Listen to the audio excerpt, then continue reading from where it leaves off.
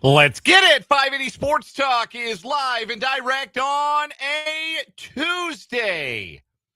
Hi, hello, how the heck are you? Hope you're enjoying your Tuesday so far. We're hanging out with you for the next close to 3 hours here on the Sports Voice of Kansas, 580 WIBW, FM 104.9, online at 580WIBW.com, and in living color on our YouTube channel, 580 Sports Talk, and our Facebook page, WIBW News. However, wherever, whenever you're catching the show today, thanks so much for being a part of the audience. We're glad you're here for 580 Sports Talk. My name is Dan Lucero. Spencer Dupuy will be along starting with the 4 o'clock hour.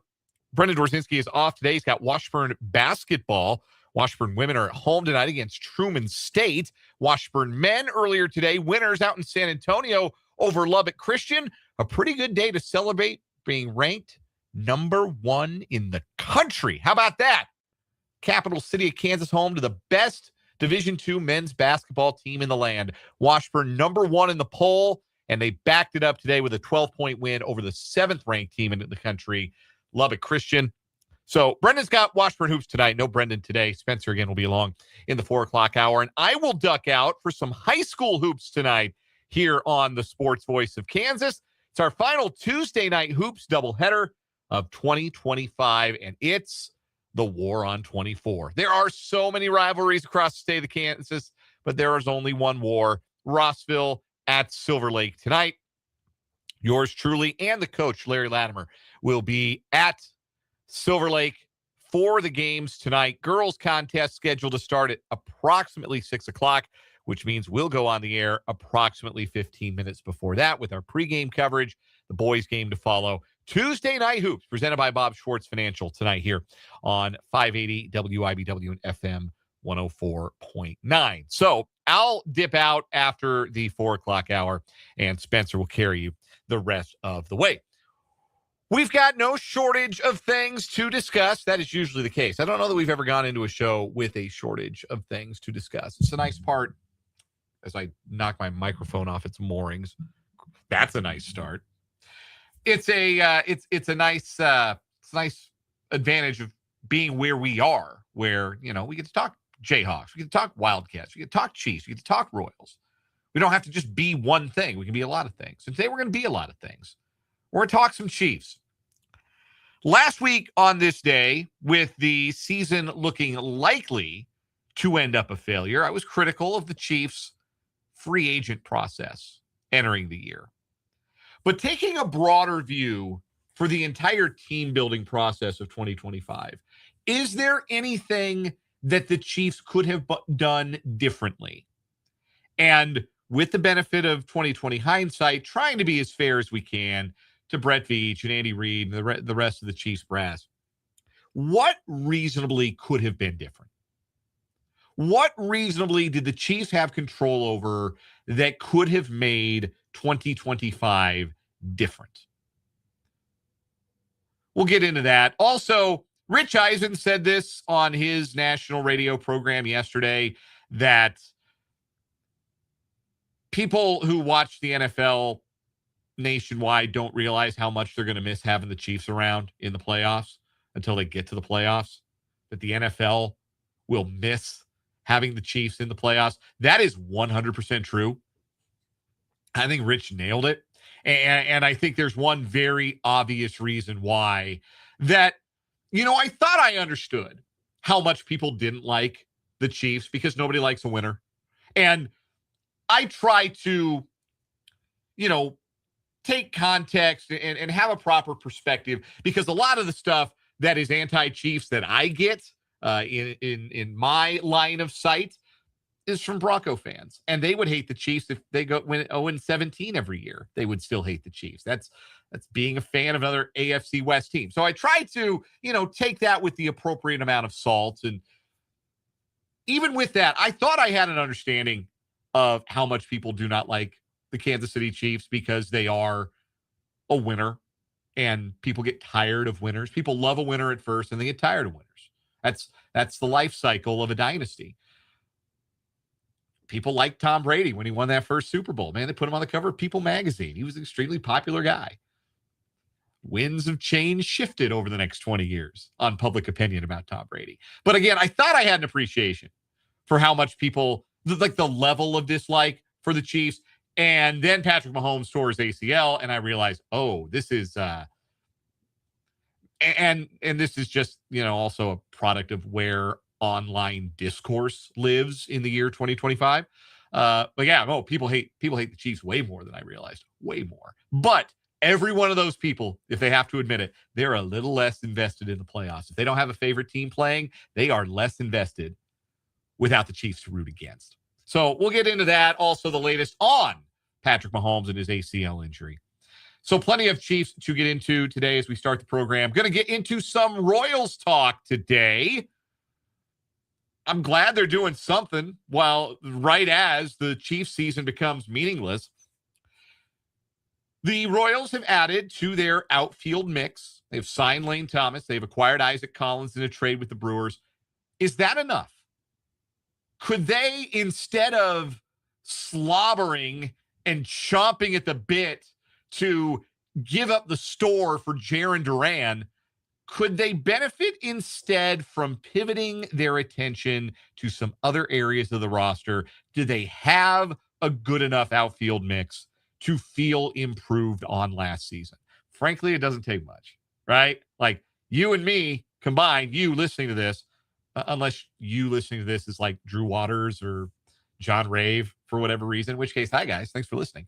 But you and me, if you are just an average baseball watcher like I am, you and me were 1.6 wins above replacement better than Jack Caglione last year. So like the bar's on the floor.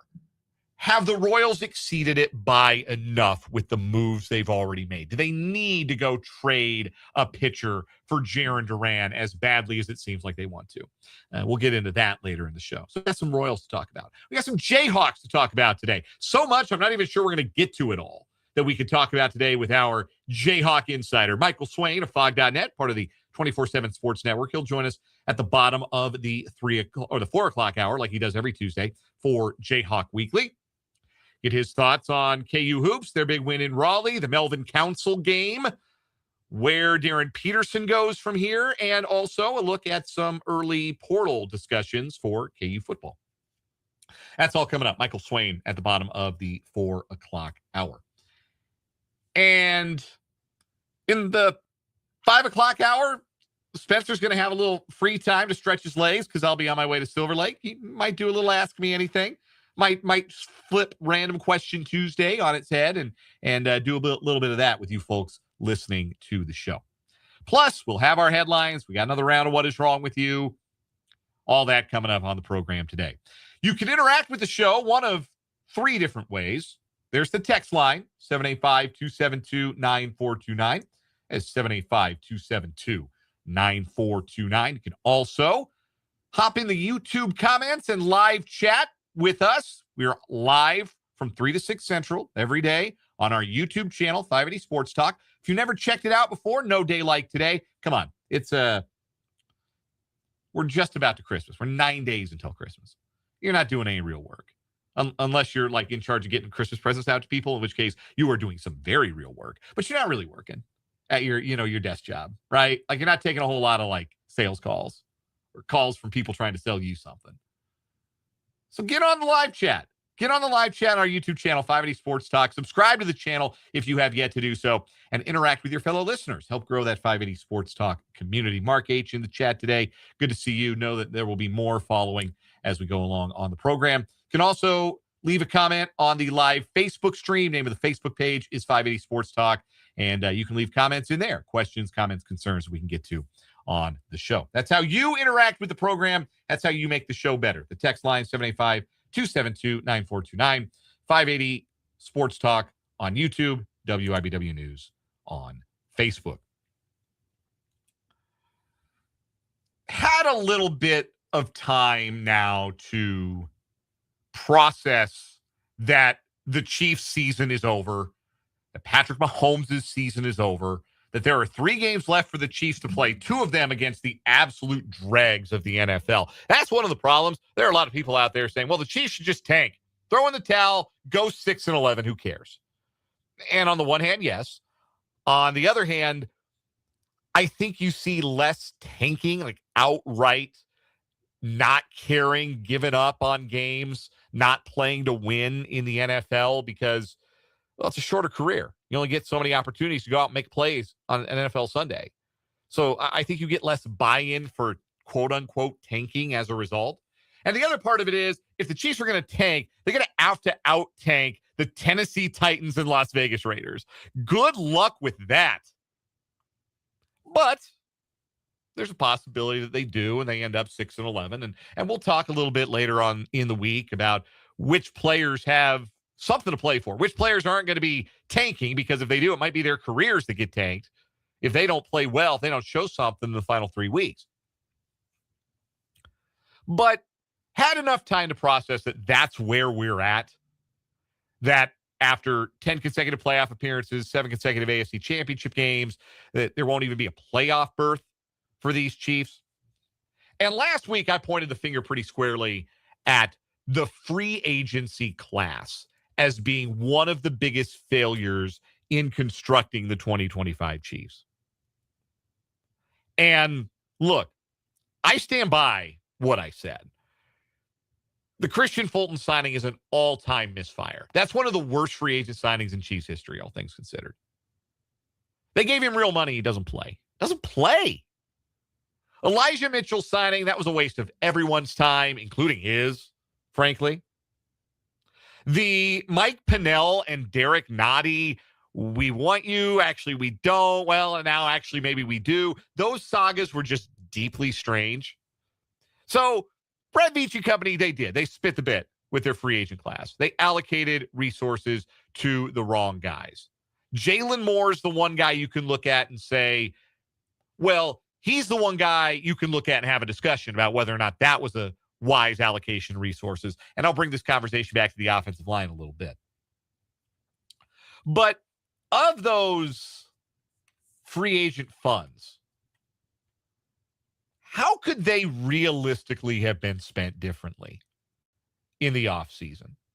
What would have been a better use of the minimal cap room that the Chiefs ended up allocating in the end to Christian Fulton and to Elijah Mitchell? Christian Fulton's cap hit this year, $7 million. It's on a 2-year deal, a $10 million cash total, $7 million cap hit this year. As for Elijah Mitchell, he's on a $1.75 million cap hit, $2.5 million in cash total. That's not a lot of money relative to the NFL salary cap, but certainly that's $12.5 million cash total to the salary cap this year that went to basically nothing. Nothing. Those guys gave the Chiefs zilch. How could they have better allocated those funds? You look immediately at running back, right? Because if there is an obvious weakness that is entirely the Chiefs' fault with regards to roster construction for 2025, it was the running back room. You know the best free agent running back in last year's class was? Take your pick. It was J.K. Dobbins or Najee Harris.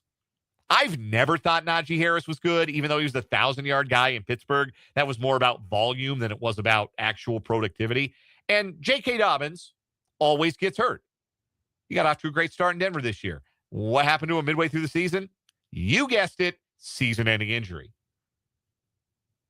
There have been some nice finds in that free agent running back class. Like there wasn't a Saquon Barkley in this class or a Derrick Henry in this free agent class. But Javonte Williams turned into a nice little flyer for the Dallas Cowboys. He was 2 years removed from an ACL injury. Didn't look like he was going to get his juice back. And in Dallas, he has. Rico Dowdle left Dallas, went to Carolina, was set to be a backup. Nobody thought very highly of Rico Dowdle going into this season. And he turned in some really nice performances for the Panthers. I don't remember anybody standing on a table for those guys back in March as, oh, man, you got to go upgrade your running back room with one of these guys. It was probably, honestly, in March, just as reasonable to expect a bounce back year for Isaiah Pacheco as it was to have expected a bounce back year for Javonte Williams. And one guy bounced back and one guy did. Could the Chiefs have swung a trade for a running back? They didn't really seem inclined to want to trade any of the limited draft capital they had for 2025. They kept their powder pretty dry. They moved around some on draft day. If anything, obviously the Joe Thuney trade, they added to their collection of draft picks. There's only 6 picks that the Chiefs have in this upcoming draft. So I'm not sure trading from the 2026 draft pool would have made much sense either. Now, it's true that anybody literally would have been a better use of the money that went to Christian Fulton and Elijah Mitchell than Christian Fulton and Elijah Mitchell ended up being. But I also understand why, for instance, the Chiefs did not address running back more aggressively, because outside of Dobbins, who again always gets hurt and did again this year, there just wasn't that guy who felt like a real obvious, no questions asked upgrade over Isaiah Pacheco. It's easy to see now that anyone would have been. But again, with regards to Javonte Williams, I really liked Williams as a rookie in Denver. He tore the ACL. He didn't look like the same back. And there was a reason that Denver was willing to walk away from him. And the Chiefs had tape on Javonte Williams. It was understandable to have the buyer beware on that one. So that's the free agent class. I still stand by what I said last week on the show, last Tuesday, in fact, on the show. That was a failure. They screwed that up. They did not properly allocate their resources, and the players that they did give money to didn't help them enough. As far as the draft class, I'm still pretty bullish about what this draft class could become for the Chiefs. Injuries have not helped. 3 guys that I think the Chiefs were thinking they could get year one production from suffered injuries that have kept them off the field for extended stretches. Obviously, Josh Simmons currently on injured reserve, more than held his own as a rookie left tackle when he was out there. Wasn't out there a whole lot. Had the situation that we still really don't know the rest of the story, where he went back home for a month and had to attend to some grown man business. If that's all we ever find out about it, I'm okay with that. But we don't know. But he missed that month, and then he got hurt on Thanksgiving, and we're not going to see him the rest of the year. Omar Norman-Lott got hurt in camp and then tore his ACL early in the season. That short-circuited what was looking like a promising rookie campaign. And Jalen Royals can't get on the field after he got hurt late in camp. Typically, day 3 wide receivers have trouble getting on the field for the Chiefs in year one. Anyway, the exception to that rule is Tyreek Hill. Tyreek Hill was not your average day 3 pick. He was a day 3 pick because he was a scumbag, not because he couldn't play football. Ashton Gelati and Noel Williams, to me, have the look of long-term contributors for this team. Gelati has played better since the bye. He was outstanding against the Chargers, had his first career interception, got in the backfield a couple of times. It's turning a corner for Gelati. Noel Williams really started well, but is starting to understand the downside of his physicality at cornerback, where, you know, sometimes you get your hand in the cookie jar, they're going to flag you. I thought the flag he picked up against the Houston Texans 2 weeks ago that sustained Houston's first touchdown drive because it came on a 3rd down, I thought that was bogus, but you know, sometimes you get flagged for something that shouldn't have been flagged. That's football. But I like where Noel Williams is at. I like where Ashton Gelati is at. I think both of those players are going to help the Chiefs in 2026 and beyond. But if you're talking about disappointing outcomes, it's Royals at wide receiver, and it's Brashard Smith at running back. And how disappointed can you be in a 7th-round pick, right? It's not ideal for that 7th-round pick to have been such a big a part of the Chiefs' offense, frankly. But could they have done better? Again, we'll put on our 2020 hindsight here. There were 3 wide receivers who went after Royals that have all had better rookie seasons than Royals. Elick Ayomanor out of Stanford went like 3-4 picks later. He's had a fine rookie year. Torrey Horton's scored 5 touchdowns this year for the Seahawks. Not a high volume of snaps and targets because all they do is throw to Jackson Smith and Chigba. But Torrey Horton has shown some flashes out of Colorado State. He was a 5th-round pick. Tez Johnson was really good filling in for all those injured receivers in Tampa Bay. Had some productive moments this season. He was just a 7th-round pick. But again, I come back to this point that rookie wide receivers as a whole, particularly day 3 picks, are rarely day 1 contributors for the Chiefs. And we felt going into the season, even if Royals was wide receiver 4 or wide receiver 5, that it had a chance to be the best wide receiver room of the Patrick Mahomes era.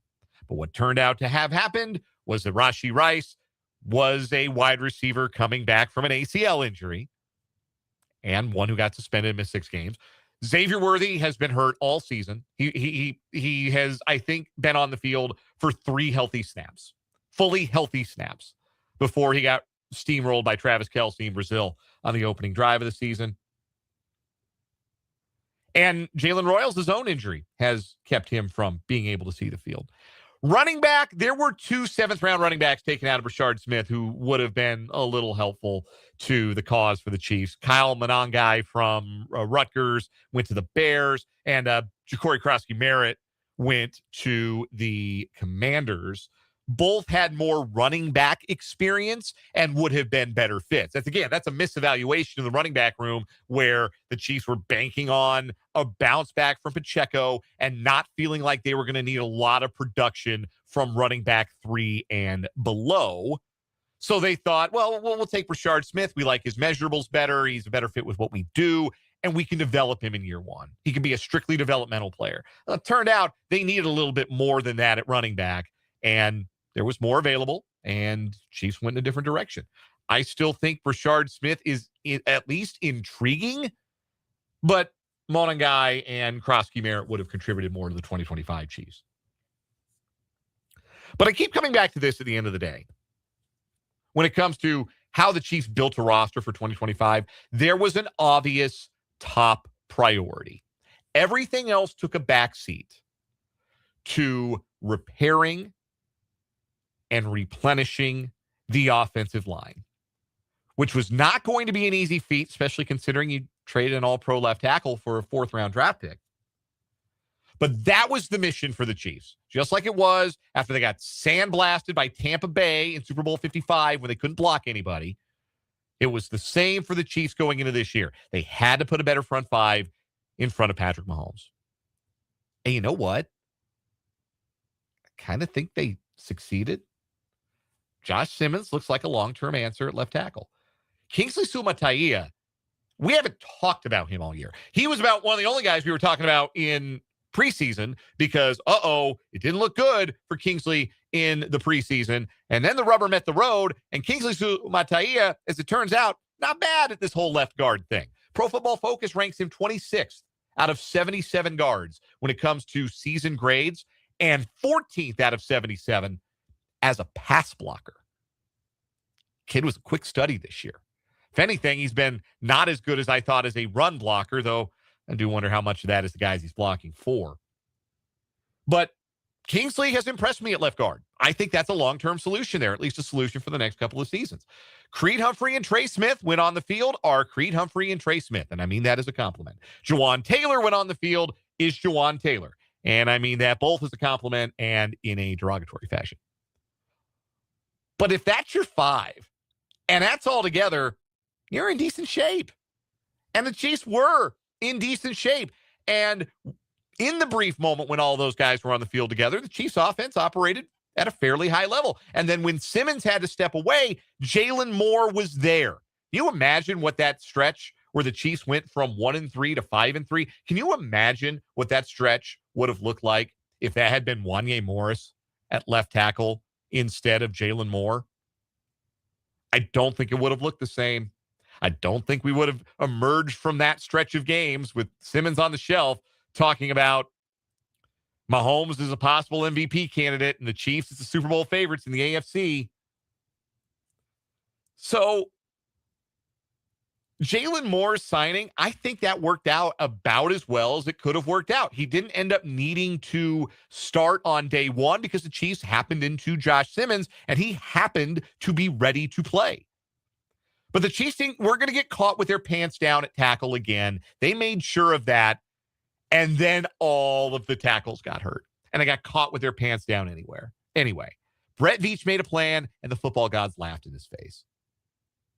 There is no contingency that the Chiefs should have done. I cannot sit here with a straight face and say the Chiefs should have done more at offensive tackle 4 and offensive tackle 5. They should have been better prepared for an injury apocalypse at the most important offensive line positions. I can't say that with a straight face. I can't. So, did the Chiefs address their top offseason priority effectively? I think yes. I think you can say they did. But they made some bets elsewhere that they lost out on. They bet on a return to form from Isaiah Pacheco. Didn't happen. They bet on more pass rush productivity and maybe a bit of a return to, if not necessarily form, at least production from Chris Jones. And that did not happen. They bet that they would not miss Justin Reed with a young safety group ready to step in. And they were wrong about that, to the point where, I don't know, you caught it last week, but I made sure to point it out after we were done hearing from Steve Spagnuolo, where Spags basically said, look, Jaden Hicks doesn't see the field as often as he ought to because there's things he's just not getting yet.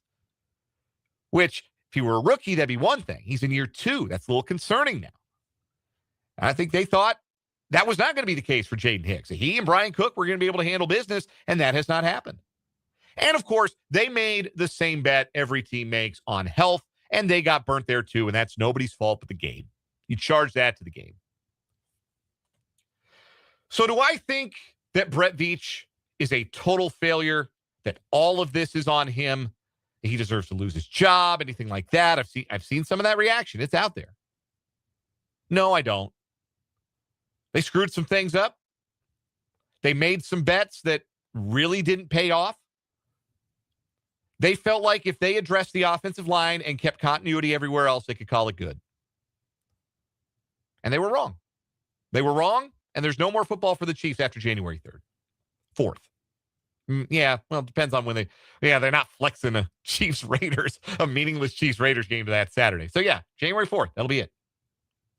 We'll take a timeout. We'll come back. Your reaction in the YouTube comments, 580 Sports Talk on the text line, 785-272-9429, and a quick Patrick Mahomes injury update in case you haven't heard it. Got more Chiefs coming up this hour. We're going to talk some Royals at the top of the 4 o'clock hour. Got Michael Swain, bottom of the 4 o'clock hour for Jayhawk Weekly. We're just getting started on this edition of 580 Sports Talk. So glad you're here on WIBW.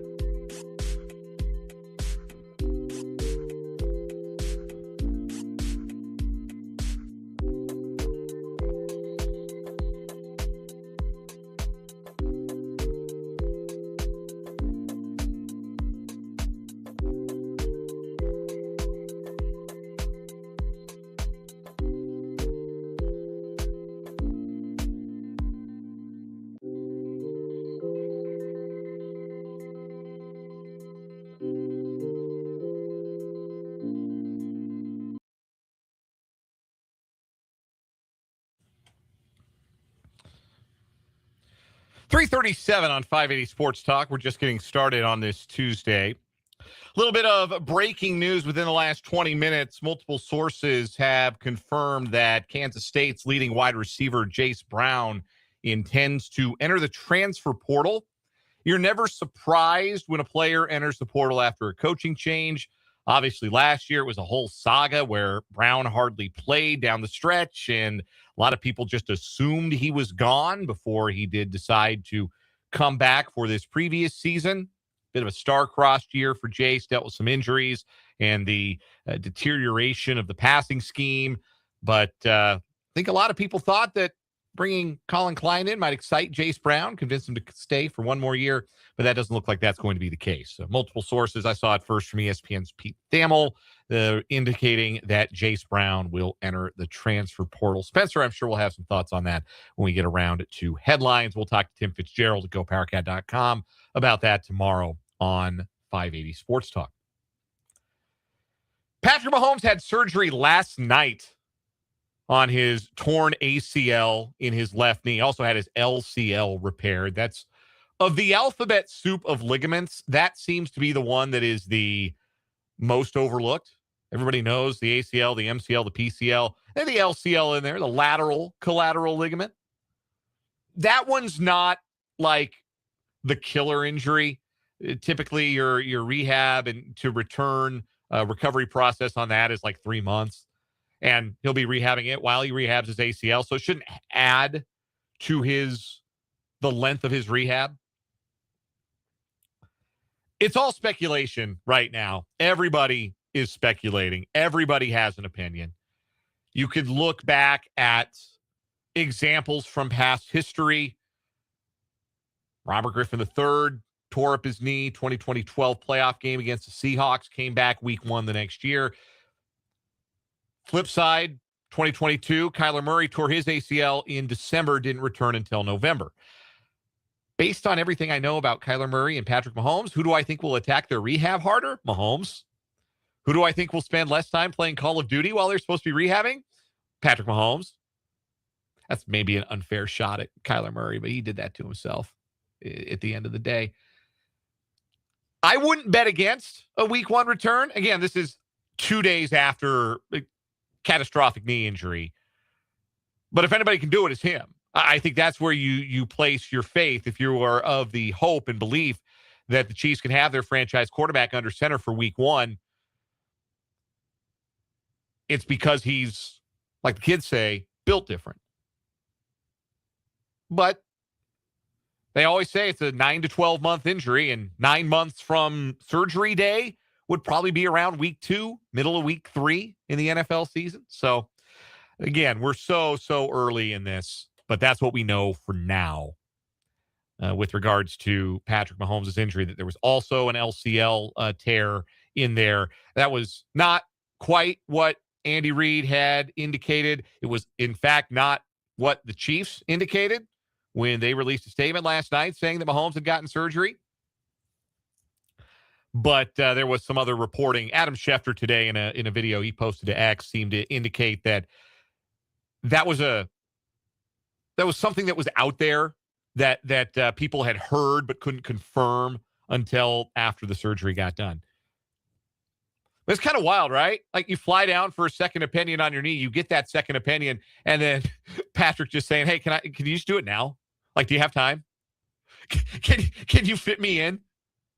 It's not going to take long, right? Wonder how long. I don't know. I know so little about this. The most severe injury I ever suffered as an athlete was I took a line drive off the wrist one time when I was pitching, and all it did was make my arm really numb, vibrated like a tuning fork for about 10 seconds, which was really unfortunate because I picked up the ball at my feet, tried to throw the kid out at first base. I think I threw it 40 feet over the fence. Couldn't feel my arm. But I'm new to this idea of serious injuries. I don't know how long that process takes, but it is very funny that, well, the doctor had the time and the energy and, rounded everybody up. All right, wheel him in. We can do it. We've got the space on our schedule for Patrick Mahomes. Yeah, I'll bet you do. And that's not typical, for the record. Tear the knee one day, have the surgery the next. That's not how these things usually go. but it's only one Patrick Mahomes. We'll take a break. When we come back, the fact that there's only one Patrick Mahomes means one thing, and Rich Eisen said on his national radio show, and I will go even further on his point. These playoffs are going to not be as much fun for the absence of the Kansas City Chiefs. We'll get there next on 580 Sports Talk.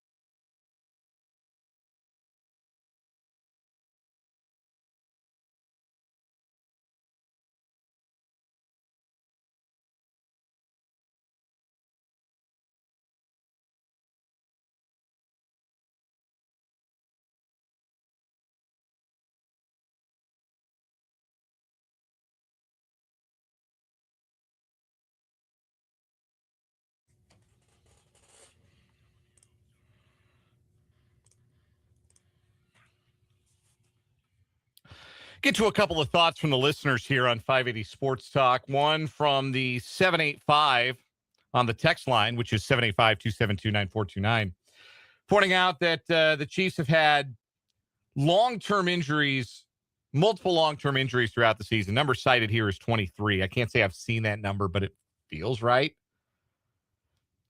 It has been a year where attrition has caught up to the Chiefs in a way that it really hadn't the past 7 years. It's always a factor. Always a factor for why a team fails to achieve what it is expected to achieve. And yeah, the injury bug really bit. And we talked about it all year, that felt like a team a little bit fatigued, lacked a little bit of energy, didn't have their fastball, if we could mix sports metaphors. And you wonder if that's led to some injuries for some otherwise reliable guys who played in all these games over the last 7 years, including Patrick Mahomes. From the YouTube comments, Welcome in Tyler, who says Joe Thuney might have been the glue that held all the offensive line together, or the whole team together. And the funny thing with Thuney is we're looking at guys this year whose production has slipped and thinking, man, maybe the Chiefs should have been a year too early to get rid of those guys and a year too late to move on from guys like Charles Omenihu, specifically a player who he had a sack on Sunday, but been pretty non-existent all season. But Thuney's the one guy they moved on from a year too early, and he's played at a solid level for the Bears this season. I don't know if it's been a Pro Bowl level. I haven't eaten the Bears tape, but the Bears are first place in their division. Must be doing something right. Well, that's the one guy that the Chiefs moved on from a year too early. And I think they found a more than adequate replacement in Kingsley Suamataia. But you always do wonder when you move on from guys how valuable their leadership was. How valuable was Joe Thuney's leadership? So sure seems like Justin Reed's leadership was something maybe that was taken for granted a little bit. That's a good point. Mark H. points out special teams needs a long-term reset. There'll be time enough. We got a long offseason ahead of us, folks. Longest one we've ever had since I've been on the program. Longest Chiefs offseason we've ever had. So we got a long time to discuss who's going to get cut, who's going to hang around, all that. Don't want to shoot your wad on one Tuesday afternoon before the season's even over. But the Butker conversation is going to be interesting. That's going to be an interesting conversation for the Chiefs this coming year. This coming off season, I should say. Rich Eisen, national sports talker, former Sports Center host, made the point on his national radio show, and I'm going to try and find the exact quote, that the NFL offseason will be poorer for the absence of the Kansas City Chiefs. And I think he's exactly correct. I think he's right on the nose. The exact quote here that ended up on his on the NFL on ESPN X account: "You're going to miss the Chiefs in the playoffs. The league is more fun when the Chiefs are good. I can't wait to see how they're going to come back and make it happen again." The thing about it's more fun when the Chiefs are good, I know a lot of people in Denver and Las Vegas and Los Angeles who would dispute this claim, but it's more fun when any team with an elite quarterback is good. And the Chiefs, again, they have the quarterback. But the broader point about the playoffs missing the Chiefs, the playoffs are for, unless you have a rooting interest, the playoffs are just another TV show, right? Sports are a TV show. And you need a villain, a compelling villain for your TV show. And that's who the Chiefs are. Outside the sound of my voice, they're the bad guys. People don't like them. People cheered Patrick Mahomes getting hurt. You go look at our Facebook page, WIBW News. We do our Chiefs instant reaction videos after every Chiefs game. We're going to do one on Sunday. I don't know what it's going to sound like. I don't know what we're going to talk about for the next, well, we're not doing one on Christmas night. And I'm sure you're crushed. But we'll do one for this next game against the Titans. We'll do one for the season finale against the Raiders. And they go up on our Facebook page live minutes after the game so we can react to what has just happened. We put ours up on our Facebook page and our YouTube channel, 580 Sports Talk, so you should like and subscribe to both so you can see all this stuff. And we had, the last time I looked, 33 reactions to our Chiefs instant reaction on Facebook, which is a high number for one of those. And the prevailing emoji reaction was the laughing emoji. Mind you, the Chiefs had just been eliminated from the playoffs, and Patrick Mahomes had just torn up his knee. And even if we didn't know, we kind of knew. The prevailing reaction was the laughing emoji among people on Facebook. And on the one hand, yeah, look, what do you expect? People suck.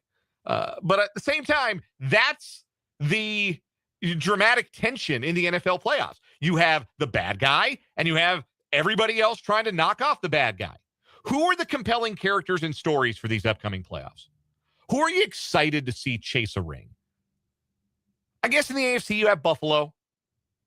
Longtime losers, never won a Super Bowl, had the stretch of 4 straight losses in the early 90s. People seem to like Josh Allen. they'd turn on him if he won a couple Super Bowls in a row. Guarantee you that. But people like Josh Allen. They're a compelling protagonist. But where are the antagonists? Denver and New England are historically successful franchises. They don't feel like underdogs. The Broncos are hard to watch because their offense stinks, and New England might not actually even be good. Is Jacksonville an underdog story? Is Houston an underdog story? Do you get invested in that if you are just a run-of-the-mill football fan? Over in the NFC, the closest thing everybody had to an America's team, a team to rally behind, a protagonist in the story, was the Detroit Lions, and they might miss the playoffs. So who's everybody going to rally behind in the NFC? Is it the dysfunctional Eagles? Is it a Bears team nobody believes in? Is it the NFC West Titans who play on the West Coast so nobody ever gets to see their games? The Chiefs tied it all together. The compelling, dramatic tension was the Chiefs versus the world. And where you came down on that depended on how you felt about the Chiefs. But that was the dramatic tension in the NFL playoffs every year for the last 7. And without that, it's not going to be as compelling a postseason. That doesn't mean you can't be excited if you're a fan of a team that's going to make it. That's not what I'm saying. Of course, be excited.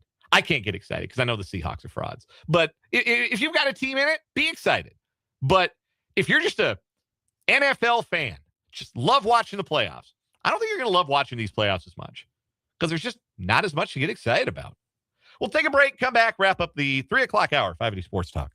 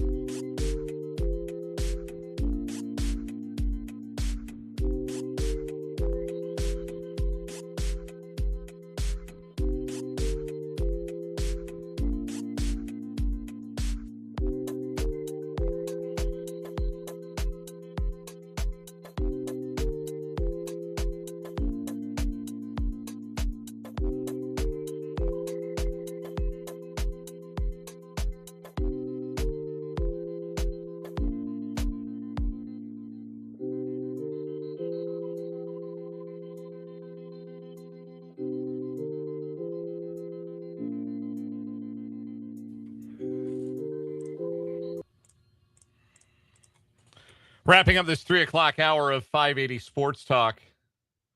Christopher asked about the NFL playoffs in the YouTube comments. What team will fans complain about getting too many calls in their favor? Yeah, that's America's favorite pastime. Complaining about the officials. Who will they complain about the officials being biased on behalf of this year? Will they go back to New England again? I don't think they're completely ready to be hated again. No, I think people might even like Drake May. They got a little bit of the underdog to them, or would if they were anyone but the New England Patriots. But no, that is that is a funny point.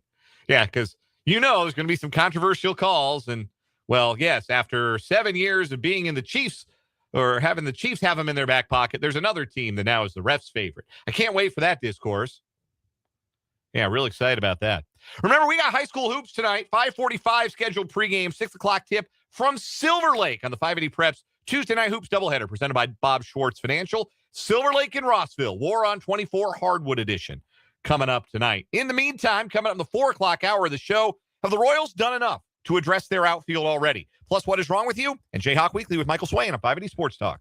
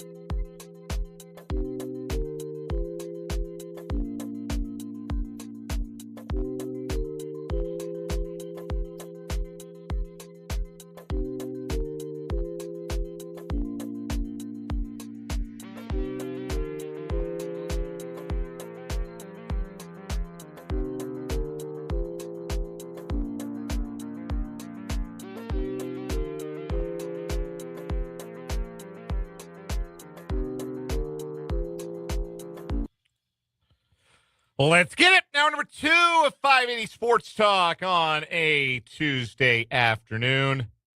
Thanks so much for being with us here on the Sports Voice of Kansas, 580 WIBW, FM 104.9, online at 580WIBW.com, and in living color on our YouTube channel, 580 Sports Talk.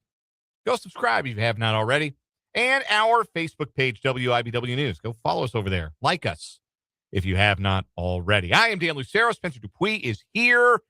I'll be ducking out towards the end of this hour. We got high school hoops coming tonight on a Tuesday night. Final Tuesday night of 2025 for the Tuesday Night Hoops doubleheader. Tonight presented by Bob Schwartz Financial. It's Silver Lake, it's Rossville, and it doesn't really need any more introduction than that. The War on 24, round 1 for this 2025-26 high school basketball season. Girls game scheduled to tip at 6, which means we're scheduled to come on the air from Silver Lake, myself and the coach, Larry Latimer, at 5:45. We'll have the boys game to follow. Should be a great night of hoops. Both the boys teams are state ranked. Silver Lake obviously been to the last 4 3A Final Fours. Rossville super talented as well on the girls' side. So it should be 2 great games. It's 2 rivalry games. You can throw the records and the rankings out the window, of course, when Silver Lake and Rossville get together. Hope you'll join us for the Tuesday Night Hoops doubleheader presented by Bob Schwartz Financial tonight here on 580 WIBW and FM 104.9. Still to come on the show today, Spence will be driving the bus in the 5 o'clock hour. He'll have a whole spate of headlines. We'll have more on the decision of Jace Brown to enter the transfer portal for Kansas State. He'll have more on the new number 1 team in Division II men's college basketball, the Washburn freaking Ichabods, and what they did earlier this afternoon out in San Antonio. Lots of other headlines as well. And Spencer, you gonna do an AMA for the people? You gonna answer some questions? Yeah, why not? Let's do it. It's a random question Tuesday, right. But it'll be me solo here just in a little bit. So why not do an Ask Me Anything? Exactly. The spirit of Random Question Tuesday. We're also winding down Spencer's 2025 time on the air. Sure. Because I'm taking vacation to the end of the year, and then the show's off until the 2nd. Right. So, yeah, why not do it as we get ready for the holidays? Yeah, you'll do that in the 5 o'clock hour of today's show and take us up to high school basketball. Still to come this hour on the program, Michael Swain of Fog.net, 24/7 Sports Network, joins us for Jayhawk Weekly. There's so much to cover with Michael. We can almost go like an entire half hour with him today. There's things to discuss. Obviously, KU basketball, Darren Peterson's injury, how KU is going to handle that, the Melvin Council explosion from Saturday in Raleigh, KU players hitting the portal, what KU's portal strategy might look like. We could talk about the Big 12 accepting private equity money. I didn't really ever get to weigh in on that. Maybe I'll do that tomorrow. I'll save my thoughts on that. Also, phase 2 has officially started. Yeah, they start ripping down the west stand there at Memorial Stadium today. I today. would have started a little bit earlier, but hey, it started nonetheless. Yes, phase 2 of the reimagining of David Booth Kansas Memorial Stadium beginning today. Travis Goff, the AD of Kansas, had some pictures on his social media earlier today, and so yes, that proud west stand will soon be rubble there in Lawrence. I have to always reorient myself. What direction is what direction? Because when you grow up in Colorado, you have a cheat code known as the Rocky Mountains. Where is it? Where is it? The visitor side. I could, or the student side, the student section on that side as well. But no, I was trying to get north, south, east, west, right. And when growing up, just look at the mountains. Where are the mountains? Oh, they're. I'm looking at them while I'm looking at this thing. Okay, that's west. And then it's easy to orient yourself as long as you know which one is west. It's a little tougher for me to do that. In fact, I'm pretty sure I got it wrong. I am positive. Yeah, it's the east stand. Yep. Screwed it up. See? I can't do it. That's the east stand. That is the east stand. We have a listener, by the way, in the YouTube comments, Spencer, that's disappointed you're not going to be doing any MMA in the 5 o'clock hour. Misheard. Thought it would be MMA, not AMA. We had arm wrestling on the show once. Maybe we'll have to do a little capoeira someday. We'll save that for like 1,500 subscribers. We'll do bare knuckle brawl. Tell your friends. Tell your friends about us, because if we get to 1,500, we'll set up an octagon in the control room and we'll throw down. Anyhow, we can just say it's much needed renovation, right? Yeah. There you go. So we got Michael Swain coming to chat with us bottom of this hour. We got another round of What Is Wrong With You. Again, we're running short on What Is Wrong With You days. We're going to crown the monthly champion for December on Thursday. And on Friday, we're going to play the year in review of What Is Wrong With You. All 12 championship winning stories as they originally aired on the program. We're going to play them all back for you so you can get ready for the week following and the Tournament of Failed Champions. We will introduce or reintroduce you to the various championship winning stories, the best of the worst, on Friday's edition of the show. But first, before we get into some Royals talk here, I do want to remind you can interact with the show today. Text line's open, 785-272-9429, 785-272-9429. You can also interact in the live chat on our YouTube stream. We're live from 3 to 6 Central every day when we are live from 3 to 6 Central on the program. So you can jump in the live chat if you are watching live right now, interact with your fellow listeners and your hosts, and help grow that 580 Sports Talk community. Let's talk some baseball. And I'm always happy to talk some baseball. I'm especially happy to talk some baseball when there ain't a whole lot of football worth discussing. When the Chiefs are out of the playoff mix with 3 weeks to go. Thank goodness that was coincided with JJ Piccolo deciding, all right, time to do some work. Time to begin the process of filling out the 2026 Royals roster. Appreciate JJ for that. Good looking out. It has not been a busy offseason, but it's been a busy last few days. The Royals extended Maikel Garcia. Actually made that official today. They made it. He put pen to paper today. Yes, they made it Facebook official. Made it X official with some graphics and some highlights. So Maikel Garcia's extension is a done deal. Lane Thomas has been signed to a 1-year deal to add some outfield depth. And over the weekend, the Royals made that trade with the Brewers that we talked some about yesterday, acquiring outfielder Isaac Collins and right-handed reliever Nick Mears in exchange for left-handed reliever Angel Zerpa. For the record, in case you're curious, Brewers fans don't like the deal at all. So that should give you an idea of how the Royals came out on that one. Yeah, I was watching some MLB hot stove clips that I saw, and they really like that deal. Just the guys on MLB Network are liking the deal. So Isaac Collins is what you call a professional hitter. Gets on base. Not going to hit for a lot of power, but knows how to have a professional at bat. And again, the Royals have been starving for that guy for 2 years. They thought Jonathan India could be that guy. He's really not. But now they have alternative leadoff options. We're going into last year, it felt like, well, it has to be India at leadoff, because if it's not, it upsets the delicate balance of the lineup. We're not sure if Maikel Garcia can be a leadoff hitter. He can be a leadoff hitter. You should probably make him the leadoff hitter. It should probably be Garcia Witt 1-2.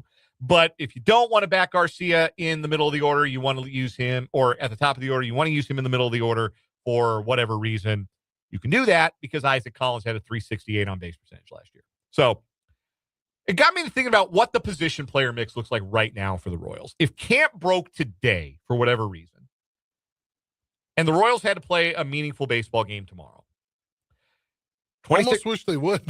Right?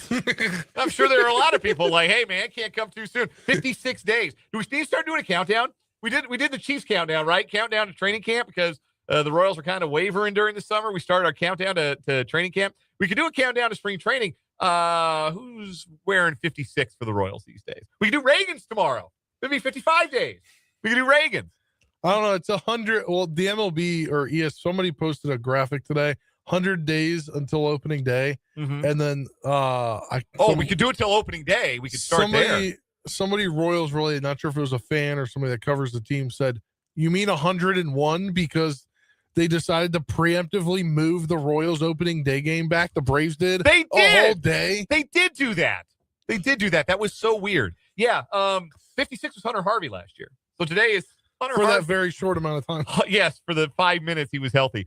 Hunter Harvey days until the opening of until pitchers and catchers report.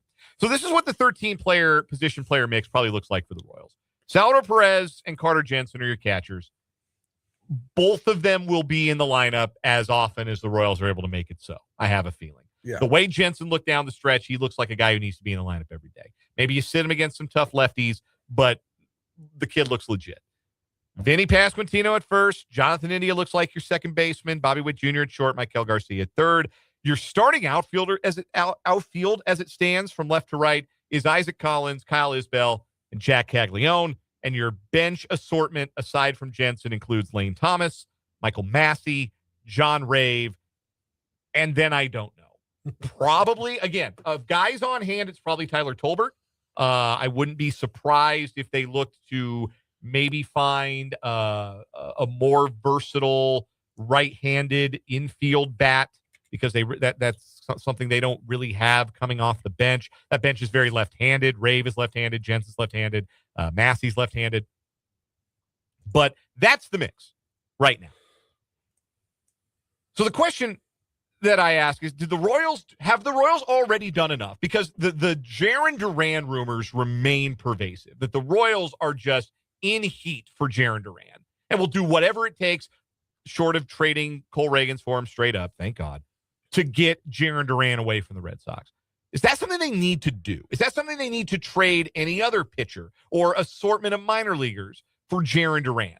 And I'm here to say it wouldn't hurt, because Isaac Collins was a 2.5 win player last year, 2.5 win player. Maybe do some regression in his second full year as a pro.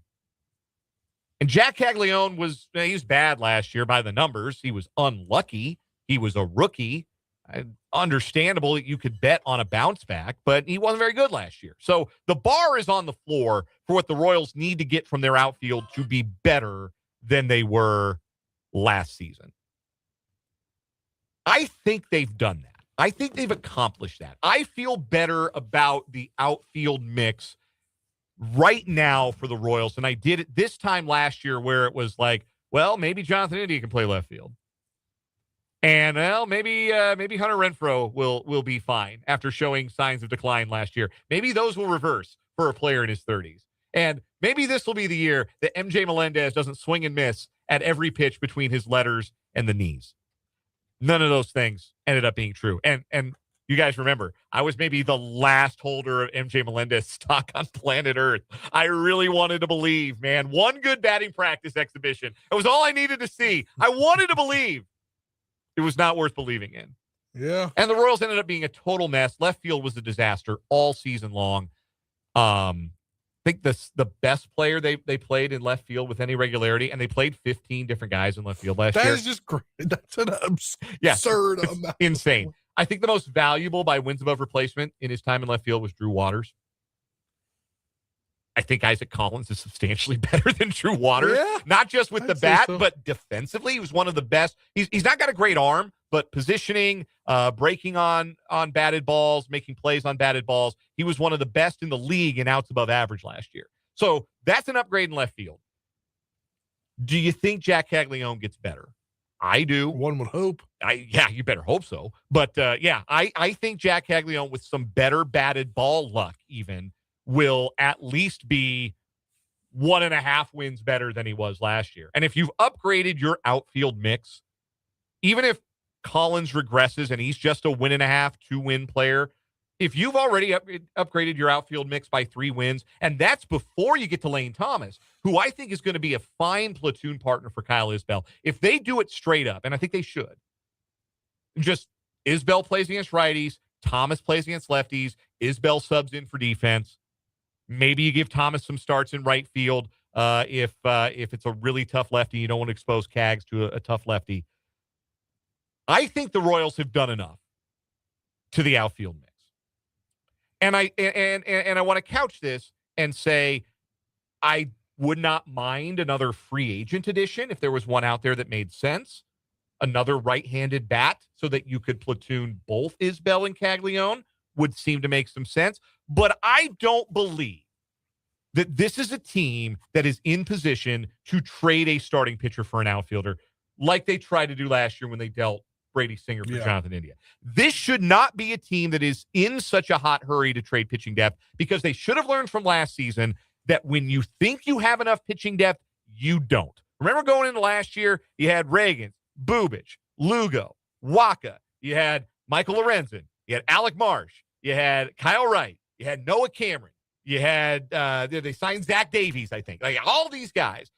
Marsh got hurt, never pitched at all. He's not going to pitch this year either. It looks like it might be coming to an end pretty early for Alec Marsh, which is a bummer. Kyle Wright never got on a big league mound. Obviously, you had the injuries to Ragans and Bubich, and you had the regression from Lugo. You don't have enough pitching depth, even if you think you do. Particularly because your two best guys, Ragans and Bubich, have enough injury history that you could probably only bank on 130, 150 innings between the two, or that's 130, 150 innings each between the two. I'd rather get those innings from two guys who've been all-stars the last 2 years than anybody else. With Noah Cameron, Seth Lugo, and Michael Wacha following behind, you've got the makings of a top 10 rotation in the league with those guys. Ryan Bergert, Stephen Kolek, and Bailey Falter all look a lot better as depth options than as guys you suddenly need 150 innings from. I would rather not need 150 innings from one of those guys. I would rather not Luinder Avila and Ben Caderna be the first call to the major leagues from the minor league so they can continue to develop at the minor league level. I think sliding any one of those last five guys up in the pecking order would be a mistake. Even if it did allow for an offensive upgrade, I think that would be a mistake. Yeah. I think this is a team that should be built on pitching, on defense, on the star power in its lineup. If they've upgraded the floor meaningfully in the outfield and offensively, I think they'll be in good shape. I think so as well. I think another guy that you could, I think, potentially late January, early February signing, if you really want another guy to come back on the team. He's sitting out there in free agency. Doesn't look like he's going to get signed anywhere. Adam Frazier. He can play second base. He can play outfield for you. He can be a better, maybe a different option than Tyler Tolbert. He's a vibes guy too, right? Yeah. Like, if he plays anywhere, I bet it's going to be Kansas City. The only thing with that is, like, Michael Massey right now feels like left-handed bat, can play second base, can play left field. He's younger, but he's also and he's got those lingering back issues. He does. He has those. He is a little injury prone, but he feels like he's sliding into that Frazier role. One thing I would like to see the Royals do, and we got to take a break here. I would like to see them pursue an addition or two in the bullpen, particularly from the left side, because right now their best left-handed reliever is Daniel Lynch, and I don't like how that sentence sounds. A couple of good lefties went off the board today, Caleb Thielbar and Caleb Ferguson. Royals need to be proactive and go get a left-handed reliever. We'll take a break. What is wrong with you is next here on 580 Sports Talk. Then Michael Swain coming up after that.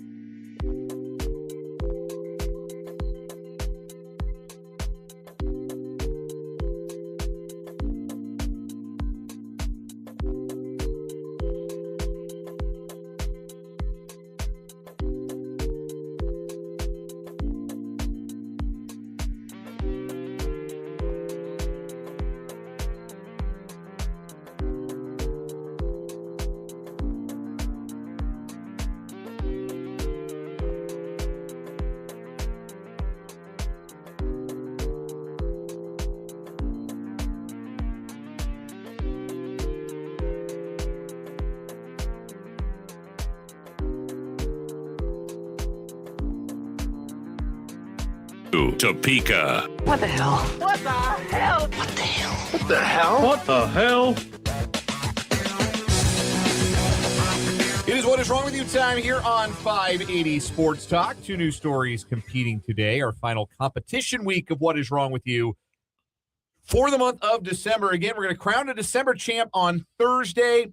We're going to do the year in review, What Is Wrong With You, on Friday. Introduce you or reintroduce you to all 12 monthly champions.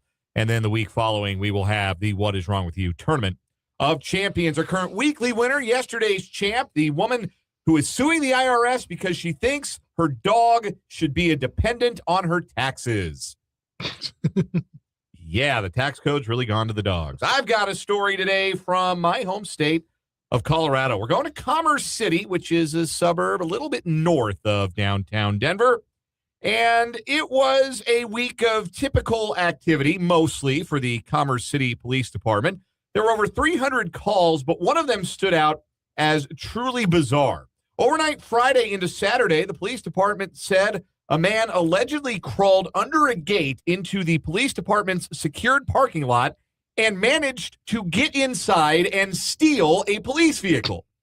He took the vehicle on what the police described as the briefest, and we do mean brief, of joyrides. He was stopped by police while driving around the Commerce City Civic Center. Oh, yeah, one other detail here. He was not wearing clothes. Zero clothes. In the body-worn camera footage shared by police, he appeared to be holding a piece of cloth or flag over his waist area. He was arrested on the spot, immediately taken to the Adams County Jail on charges of third-degree motor vehicle theft, second-degree criminal trespass, and driving without a license. No charge apparently for the nudity, but that's how it goes down in Commerce City. Apparently, you slither under the gate. Did he oil up? I wonder to get under the fence a little easier. And stole a police vehicle. Didn't get far. I can bet that they're going to be extending the gate a little further down. Yeah, the fencing. Think they're going to have to do something about the bottom part of the gate. Yeah, you always think, let's make it tall enough nobody can climb over it. Nobody ever thinks about the bottom. All right, Spencer, what do you got today for your story? Yeah, so we're going to go to Florida. A Florida woman was arrested Wednesday for driving a stolen vehicle to the federal courthouse, where she was on trial for an alleged role in a conspiracy that defrauded $29 million from the government for COVID relief loan and grant programs. So this is a variation on a common theme. Don't commit a crime while in the act of committing another crime. Yeah. Don't commit a crime while in the act of being tried for your criminal actions. Yeah, LaToya Clark, 39, was blocks away from the U.S. District Court in Fort Pierce when a license plate reader flagged her vehicle as being stolen. Clark was behind the wheel of a 2025 Ram ProMaster cargo van when she was pulled over by the sheriff's office around 8:30 a.m. After Clark exited the vehicle and was handcuffed, a cop explained why she was being detained. "Oh, I know why," Clark replied, adding that she was en route to the federal courthouse because she was on trial for a federal crime. According to court records, Clark obtained the van 2 months ago in a one-day rental from U-Haul, where she failed to return the vehicle and it was reported as stolen. Charged with a felony, she was booked into the county jail, which made her a no-show that morning to her federal court hearing, where she was indicted in May for conspiracy in money laundering and wire fraud. Let's just say she is going to be spending a lot more time behind bars. It was a multi-year scheme, her and 5 other co-defendants, to file phony COVID relief applications. 92 bogus claims netted them $29 million in PPP funds. The audacity of those people. That's a good story. I think there's a lot of days that story would win. Naked guy stealing a cop car is a very funny premise for a story. And I'm almost inclined to go with that over the woman suing the IRS, because I think so too. Yeah. I have to admit, it's ridiculous on its face. But number one, Finnegan is a great dog. This golden retriever, amazing dog. And number two, points were made. I'm not going to say she's ever going to get any traction with this, but she made some coherent points. She wasn't completely off her rocker suggesting this. Her case is going to get dismissed out of court faster than you can say Bob's your uncle, but still. So I'm going to go with the naked guy slithering under the fence and stealing a cop car. That is our new weekly winner on What Is Wrong With You. Michael Swain of Fog.net joins us next for Jayhawk Weekly here on 580 Sports Talk. Once your camping season is over, Four Seasons RV makes it easy for you to be ready for next season. Just call them to schedule your fall maintenance.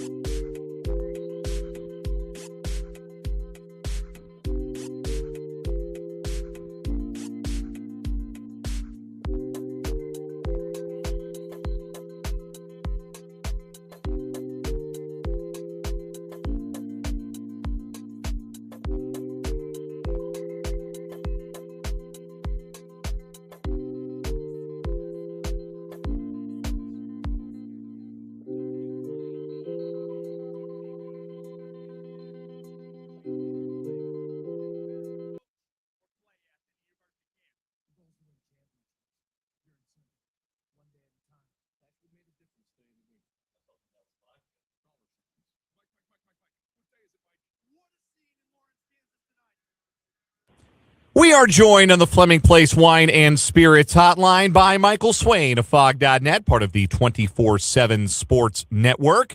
VIP subscriptions to the 24/7 Sports Network make great holiday gifts, I'm told. Michael joins us every Tuesday for Jayhawk Weekly here on 580 Sports Talk. And Michael, we have to start with what we will be henceforth referring to as the Melvin Council game. Kansas's overtime win over North Carolina State. Was that the best individual performance by a non-leading actor, if you will, in a KU men's basketball game since the time LeGerald Vick single-handedly beat Stanford at Allen Fieldhouse about 5-6 years ago? Like, I can't think of one in the interim that was better. Look at you with that poll. That's impressive. I was at that game. I was at that one, yeah. So I remember the LeGerald Vick game. Wow, that's good. Yeah, that's what I wrote about in my column on Monday. Was like, you look back and like the list of the guys who've scored 36 plus, right? Elijah Johnson at Iowa State. You've got Andrew Wiggins at West Virginia, Jalen Wilson, the most recent one, at K-State, Ochai Agbaji, his senior year. Like, they're all guys who were kind of the quote unquote alphas of the team. Say what you want about Wiggins as an alpha or not, but like, he was the best player on that team. And I don't think anyone going into this season would have said, hey, someone's going to score 36 points in a road game. I think your first answer is Darren. I think your second answer is probably Trey White. And then outside of that, you're probably guessing, okay, did a Cole Rosario go crazy from three? Did Flory somehow just have an incredible game? Like, I don't know that Melvin would have been the guy that you would have picked. And so, I mean, you can factor in all the 3-point shooting numbers, right? He doubled this season total in threes. He never attempted that many threes in a game. Like, it's just one of those where it was an unconscious game. And Will Wade deserves some of the blame because he allowed Melvin Council to get going. You know, obviously early in the game, it was a little painful at times to see how they were treating him. But, man, he made him pay. And by the time, you know, Will Wade adjusted and they had some other guys guarding Council, man, it was a different ball game, right? He had some confidence, I think, shooting the basketball we just haven't seen from him. So it's one of those where, is he going to do that again? Probably not. But it's one of those where confidence-wise, man, he should go into these final 2 non-con games feeling really good about his shot. And then if that carries over to conference play, man, you feel pretty good about what you're getting from Melvin.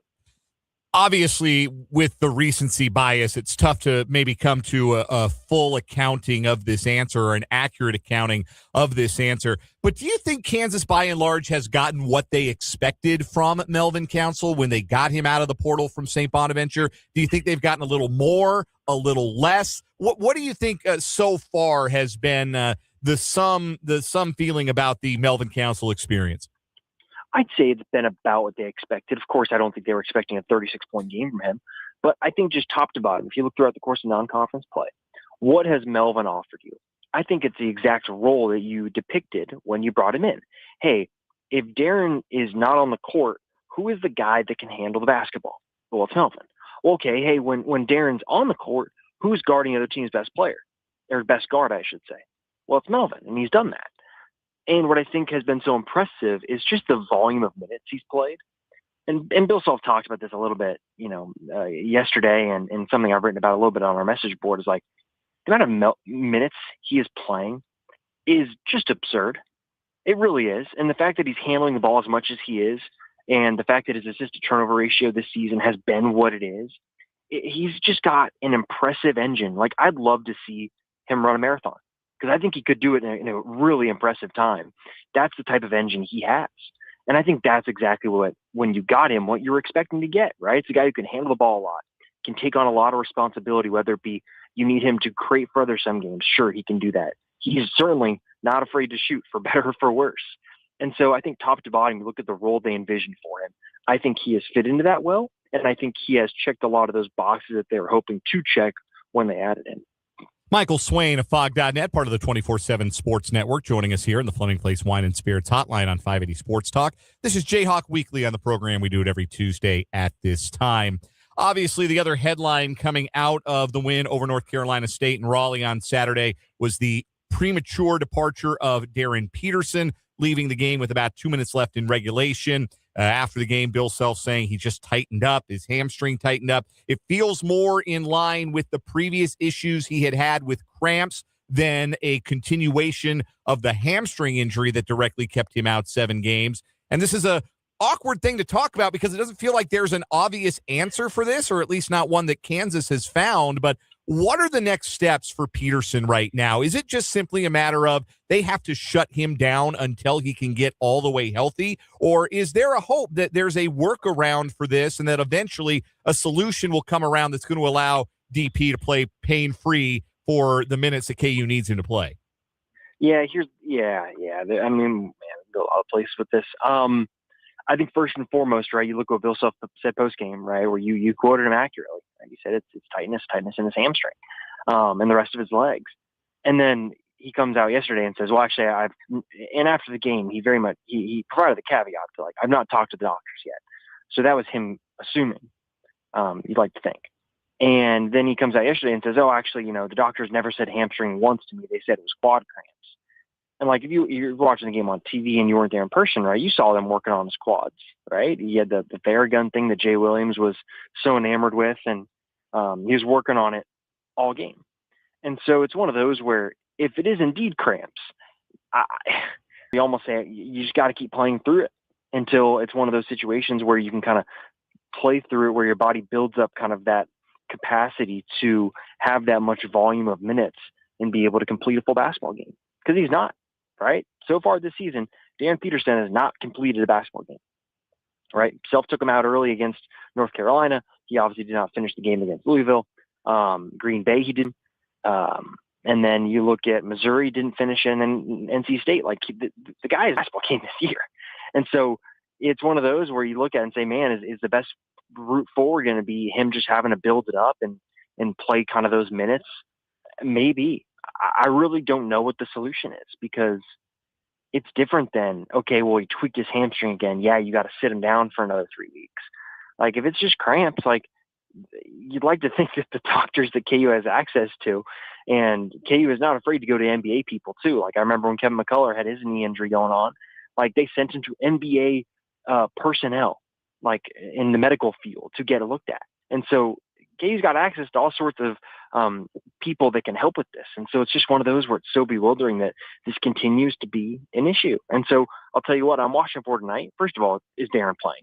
Second of all, can he finish the game, right? What happens coming out of halftime when he plays those first 4 minutes and he goes down for kind of his typical rest at the 17 to 15 minute mark? Does he come back? Is he working on his quads on the sideline? Is he up stretching? Is he on the bike? Like, it's just one of those things where you just got to watch it. And it's just so fascinating that this has been a recurring issue this year, and there just hasn't been a solution that's been found yet. Beyond the Melvin Council heroics and the Darren Peterson injury, what was the most important thing you think Kansas took away from that performance, winning in Raleigh on Saturday? Yeah, I think we can talk about grit in the fact that it's been a long time since KU won a road game against a top 40 KenPom team. You know, you're going back to the Jalen Wilson, Grady Dick year, really the last time that KU's done that. It's pretty incredible how poor KU's been on the road. So you can talk about the mental aspect, right? That's super encouraging. I think just this is something that the team's learning. They've got to play a certain style, and man, it feels like we've been saying that for a couple of years now. But with the spread of talent throughout college basketball, you can't go just show up every week and out talent teams. That's going to happen. But when you face teams on the road especially, you have to match their energy. And I don't think that KU did that consistently enough with the way that the guys were moving. It was very stagnant, kind of like what you saw against Missouri in stretches and what you've seen this season. And when things get stagnant, the offense looks awful. And this is not a team that can just go out and beat teams by playing one-on-one basketball. There's got to be ball and body movement. Guys have to find driving lanes. They can't go try and drive into crowds. And so I think that's just something that it's maybe not a super positive thing you learn, but I just think that's a big lesson from this game, is that really KU has to play a certain style, and the coaches have to do a good job of making sure that the players understand that they have to play a certain style to win the game. Because if KU goes on the road to play, Iowa State, or they go on the road to play Arizona later in the year and they play like they did against NC State, they're going to get blown out, because those teams are going to eat you up playing one-on-one. Like, that's what they live for. And so you just got to play with much better ball and body movement. And when KU does that, man, there are open shots galore. KU gets to the free throw line. Like, things look really good. But they just have to do that consistently. And I think that's been an issue at times during non-conference play. Michael Swain of Fog.net joining us for Jayhawk Weekly here on 580 Sports Talk. Pivoting to football, it is transfer portal season, and there have been a few more departures from the Kansas roster to the transfer portal, it seems, relative to the last couple of years. Certainly what you would call the eyebrow-raising transfers, guys that it was easy to look at and predict a bigger role for next season, like John Kamara, like Lyric Rawls, maybe even a Logan Brantley. So what do you make of the departures so far? Is this a response to back-to-back losing seasons, or is this just part of a broader trend that Kansas is kind of swept up in, that more and more kids are just going to hit the portal, even for a program that has been as good at retention as Kansas has? Yeah, I think, John leaving and Lyric leaving, those are really the two that matter. You look at John, he was KU's third linebacker for most of the season. Playing time fluctuated a little bit towards the end of the year, but he was someone that you could project next year being a depth linebacker who played a lot, and who could definitely be a day one starter for Kansas as a redshirt junior in 2027. Plenty of talent for him, and he's going to go get paid, and he's going to get a good offer from somewhere in the Power Four. And with Lyric Rawls, it's kind of a question of, look, he was about an average starter for a safety. And I'll tell you what, teams will take an average starter, especially in the P2, and they'll pay him more than a school like KU can pay him to go and be the third safety, if you will, where he plays a fair amount, but he's going to make a decent amount of money wherever he goes next. So those are the two that I look at and say, yep, those are definitely like losses. The rest of them, I think they were looking at the writing on the wall and seeing that they were not going to play very much next year or even beyond next year. So it's just natural roster churn. I think you can look at some high school evaluations and say, man, has KU developed some of these 2023 high schoolers? Not to the level you think that they would like to do. And that has put them in a position now where it's going to be another kind of potentially 20 plus transfers they've got to bring in. We got to see kind of how the rest of the movement goes over the next month. But I think a part of it is just natural roster attrition that happens in college football this time of year. And I think there's been a couple instances where, players are leaving like Kamar and Rawls, where you're saying, man, in a different era, they're staying, but when they can go and get paid for what they will offer, other schools can probably give a little more than KU, and KU has pretty tight with its budget, just considering the landscape and what it is for KU football right now. So, long answer, short question, but I think it's just there is some nuance with it, but I think that this is just kind of a natural roster churn that happens. I want to go back to the point you just kind of alluded to, the idea that, Kansas probably can't offer the most. Kansas can probably be outbid in certain situations for players when it comes to the transfer portal. There have been some big names enter the portal at quarterback in the last handful of days. Kansas obviously does not return a starting quarterback. Cole Ballard's the only quarterback returning with starting experience, and that was obviously in a bit of an emergency a couple of years ago. If Kansas wanted to, if they set their sights on an Aiden Childs or a DJ Lagway, maybe that's a little aspirational, but if they wanted to wade in those waters, how realistic would it be that they could find and then get to the number they would need for a starting caliber quarterback to come into the program? Very unrealistic, because you're talking about probably a quarter of your revenue sharing budget going to a quarterback. And that you just can't do that if you're Kansas. You can't. There's too many other spots you have to fill. Some of those guys you're mentioning, Levitt, Lagway, Raiola, like we're talking $3 million maybe for what those guys are going to get all in. That's revenue sharing and NIL. Those guys are going to get a lot of money. Kansas cannot play in that ball game. I think Jalen was north of $1 million, maybe $1.5 million all in when you factor in NIL money. It's just one of those where it's an expensive market to get into. And if you're Kansas, it's why high school quarterback evaluations are just so important for KU going forward, because KU just can't get in the game of getting big time quarterbacks out of the portal. That's just not going to happen. Where it's kind of the opposite of basketball, right? Where KU basketball can get into that, or you get a Darren Peterson, or you get a Hunter Dickinson in years past. So it's just a different situation. And in the era of revenue sharing, Kansas football is just going to be in the bottom half to bottom third of the Big 12. That's just how it's going to be, with the fact that the basketball program commands so much money. It's just how it is. And so it makes it a challenge for Lance Leipold and for whoever the Kansas football coach is, that they're going to deal with a lower starting budget for revenue sharing, and they're going to have to work really hard to make that up with NIL deals. And I will give KU football a ton of credit. They have been on the cutting edge of doing that. They've got their deal with the Walt Tedrick and with their flight campaign, where they do a very good job of helping these guys get brand NIL deals that are fair market, that get them extra money in addition to the revenue sharing. So KU is going out of its way to try and make this thing work to get football players as much money as possible. But at the end of the day, when it comes to revenue sharing, that's just going to be something that KU football is going to have to fight an uphill climb with. And it makes for going and swinging for the fences for a transfer quarterback entirely just unrealistic, and something I don't think KU is going to do. Last question for you, Michael. If that's not where resources are going to be allocated or attention is going to be paid when it comes to the transfer portal market, where right now, as the roster is currently constructed with the current departures to the portal, where do you think Kansas will hone in on position-wise when it comes to trying to add to the roster for 2026? Yeah, I think it's going to be kind of quality all over. I don't know if you're going to see a big splash at one specific position, just because I think there are so many needs across the roster, where I think what you'll see is kind of the same model that we've seen KU go after recently, which is semi-experienced Power 2 players who maybe were at a higher program, didn't play, but want to go play somewhere as a senior. Proven group of 5 players like your Cam Pickett's, or maybe another Power 4 player who didn't play very much, is young, needs some development, like a Tavake Tukolavatu. Those are kind of the waters you're going to see KU wade in, because you can kind of play the value game with that, where if you see the traits in a guy that you like, you can play the value game of, hey, this guy doesn't have Power 4 experience of being a 12-game starter, but he's shown enough on tape that we like what he can do.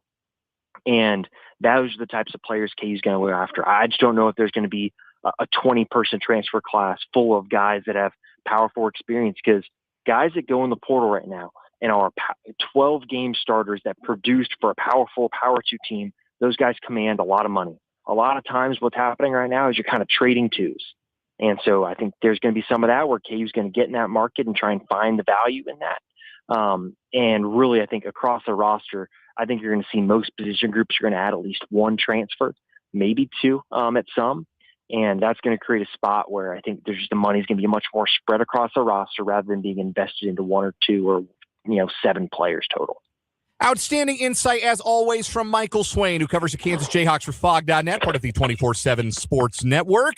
Become a VIP subscriber today. Ask for a subscription for Christmas. Maybe Santa will drop one down the chimney for you. He joins us every Tuesday for the Jayhawk Weekly segment here on 580 Sports Talk. Michael, always a pleasure. We will do it again next week.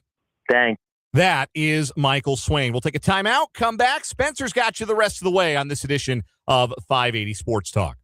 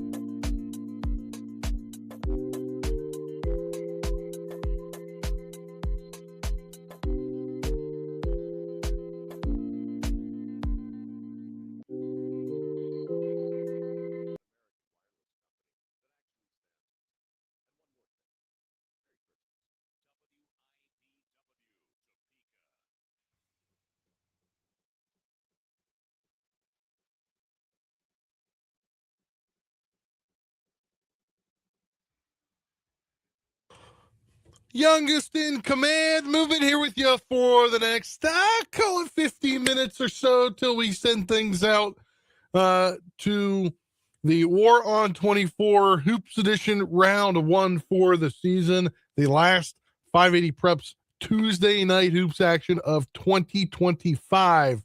Spencer Dupuis here with you. We're going to wrap up the show. Obviously, next hour, we're going to get you headlines, a lot of stuff coming out. Also, a local headline of note, Rossville's head football coach going to be on the coaching staff for this coming up next season. Washburn Men's Hoops gets a win today. They're number 1 in the country. More portal and coaching news for K-State and so much more coming up in the headline segment. Then we'll do an AMA segment. It's Random Question Tuesday.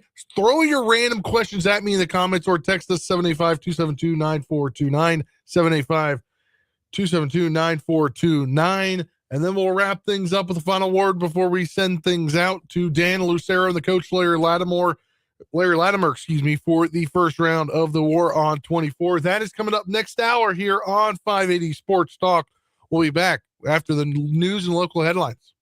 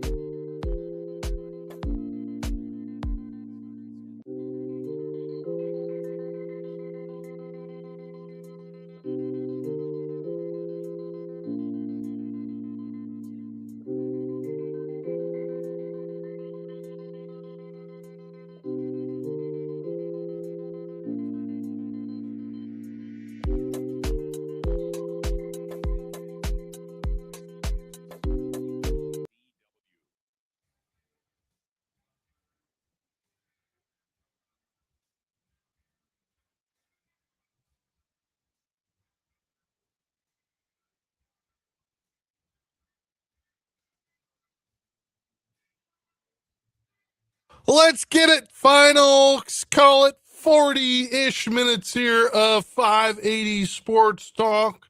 Youngest in command, Movement Spencer Dupuy with you here for that amount of time as we get you some headlines. We'll get you some Ask Me Anything and a final word, and then we'll send things out to 580 Preps Tuesday night hoops action as it's the War on 24 round one.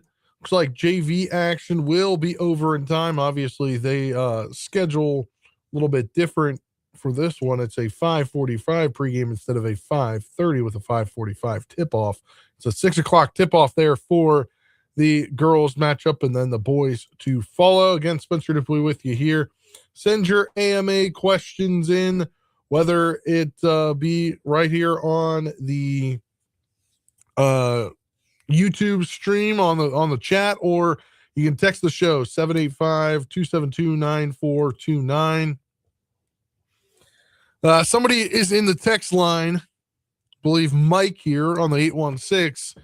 He is not happy with Dan for not knowing his directions of the KU Stadium. If you remember that from last hour, the beginning of last hour. So I guess I'll have to give him some crap about that tomorrow.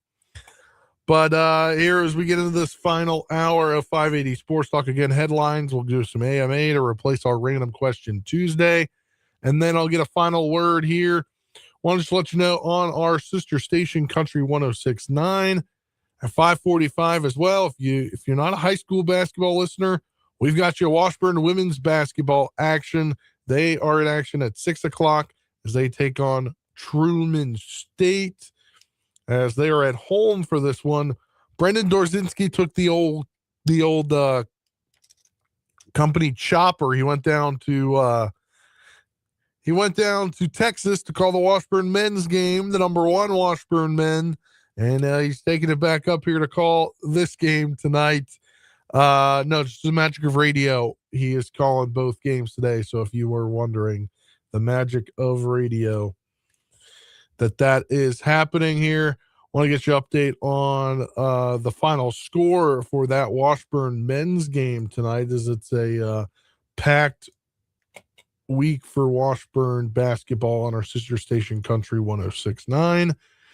The men were down in Texas. Let me get this correct here, exactly where they were. The San Antonio Holiday Classic. They took on number 4 Lubbock Christian University, and they won by 12, 78-66 earlier on today from Bill Grahey Arena in San Antonio, Texas. Leading the way for Washburn was Brady Christensen's 21 points. He also had 5 boards to go along with that. 20 points from Jack Batchelor. Great shooting for Washburn, at least from those 3 guys. 6 of 12 for Christensen. Jack Batchelor 6 of 10 from the field, and Dylan Clausen 7 of 11 from the field, as he scored 17 in this one with 6 boards. 9 rebounds for Jeremiah Jones. He had 8 points in the game, so 1 rebound, 2 points shy of a double-double for this one. But Washburn, the number 1 team in the country, getting yet another victory to start the season, 12-0. They'll be back in action tomorrow at 1 p.m. They are taking on I don't exactly know which team is number 4, but they're taking on a highly ranked West Texas A&M team tomorrow. It's a 1 p.m. contest. Again, you can tune into that on our sister station, Country 106.9.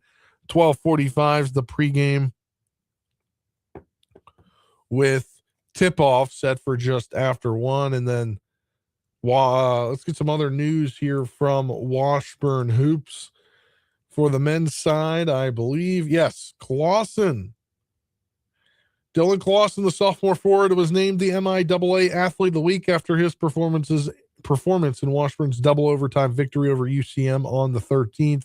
Going back to that game, he scored a high tying 21 points, 7 boards, 4 assists, a career high tying 4 blocks in that 78-72 win over the Mules. He was 7 of 14 from the field, scored 6 points, playing all 10 scored 6 points playing all 10 minutes in both overtimes. Washburn moves up from being ranked number 2 to number 1 in the NABC top 25 poll. With Damon at second from New York, Southern Nazarene and Oklahoma at 3. West Texas A&M is the 4th team. All right, so Lubbock is currently the 7th team in the updated poll. Number 5, Nova Southeastern in Florida at 6-1. They're number 5. Palm Beach Atlantic is the 6th ranked team. Lubbock Christian, the 7th. Fairmont State, the 8th. Rounding out the top 10, Michigan Tech and Missouri SNT. Looking at, believe that is all the teams. Arkansas Fort Smith is in there as well. But those are all the teams within the MIAA. So that is what is happening on the men's side. Again, we mentioned women's hoops coming up here on our sister station, Country 106.9, taking on Truman State. It's a 6 p.m. tip-off. The Washburn women 6-3 on the season, and looking pretty good right now, minus their little hiccup that they had, 67-56 against UCM, but overall looking good to start the season. They'll be in Lawton, Oklahoma at the end of the week for the Fairfield Inn & Suites Holiday Classic from Aggie Gymnasium against Western Colorado on Friday at 5 p.m. and at Cameron University taking on the hosts Saturday at 4 p.m. Brendan Dorzinski will have live coverage for you on our sister station, Country 106.9. Looking at more headlines here as we try to stay local with it.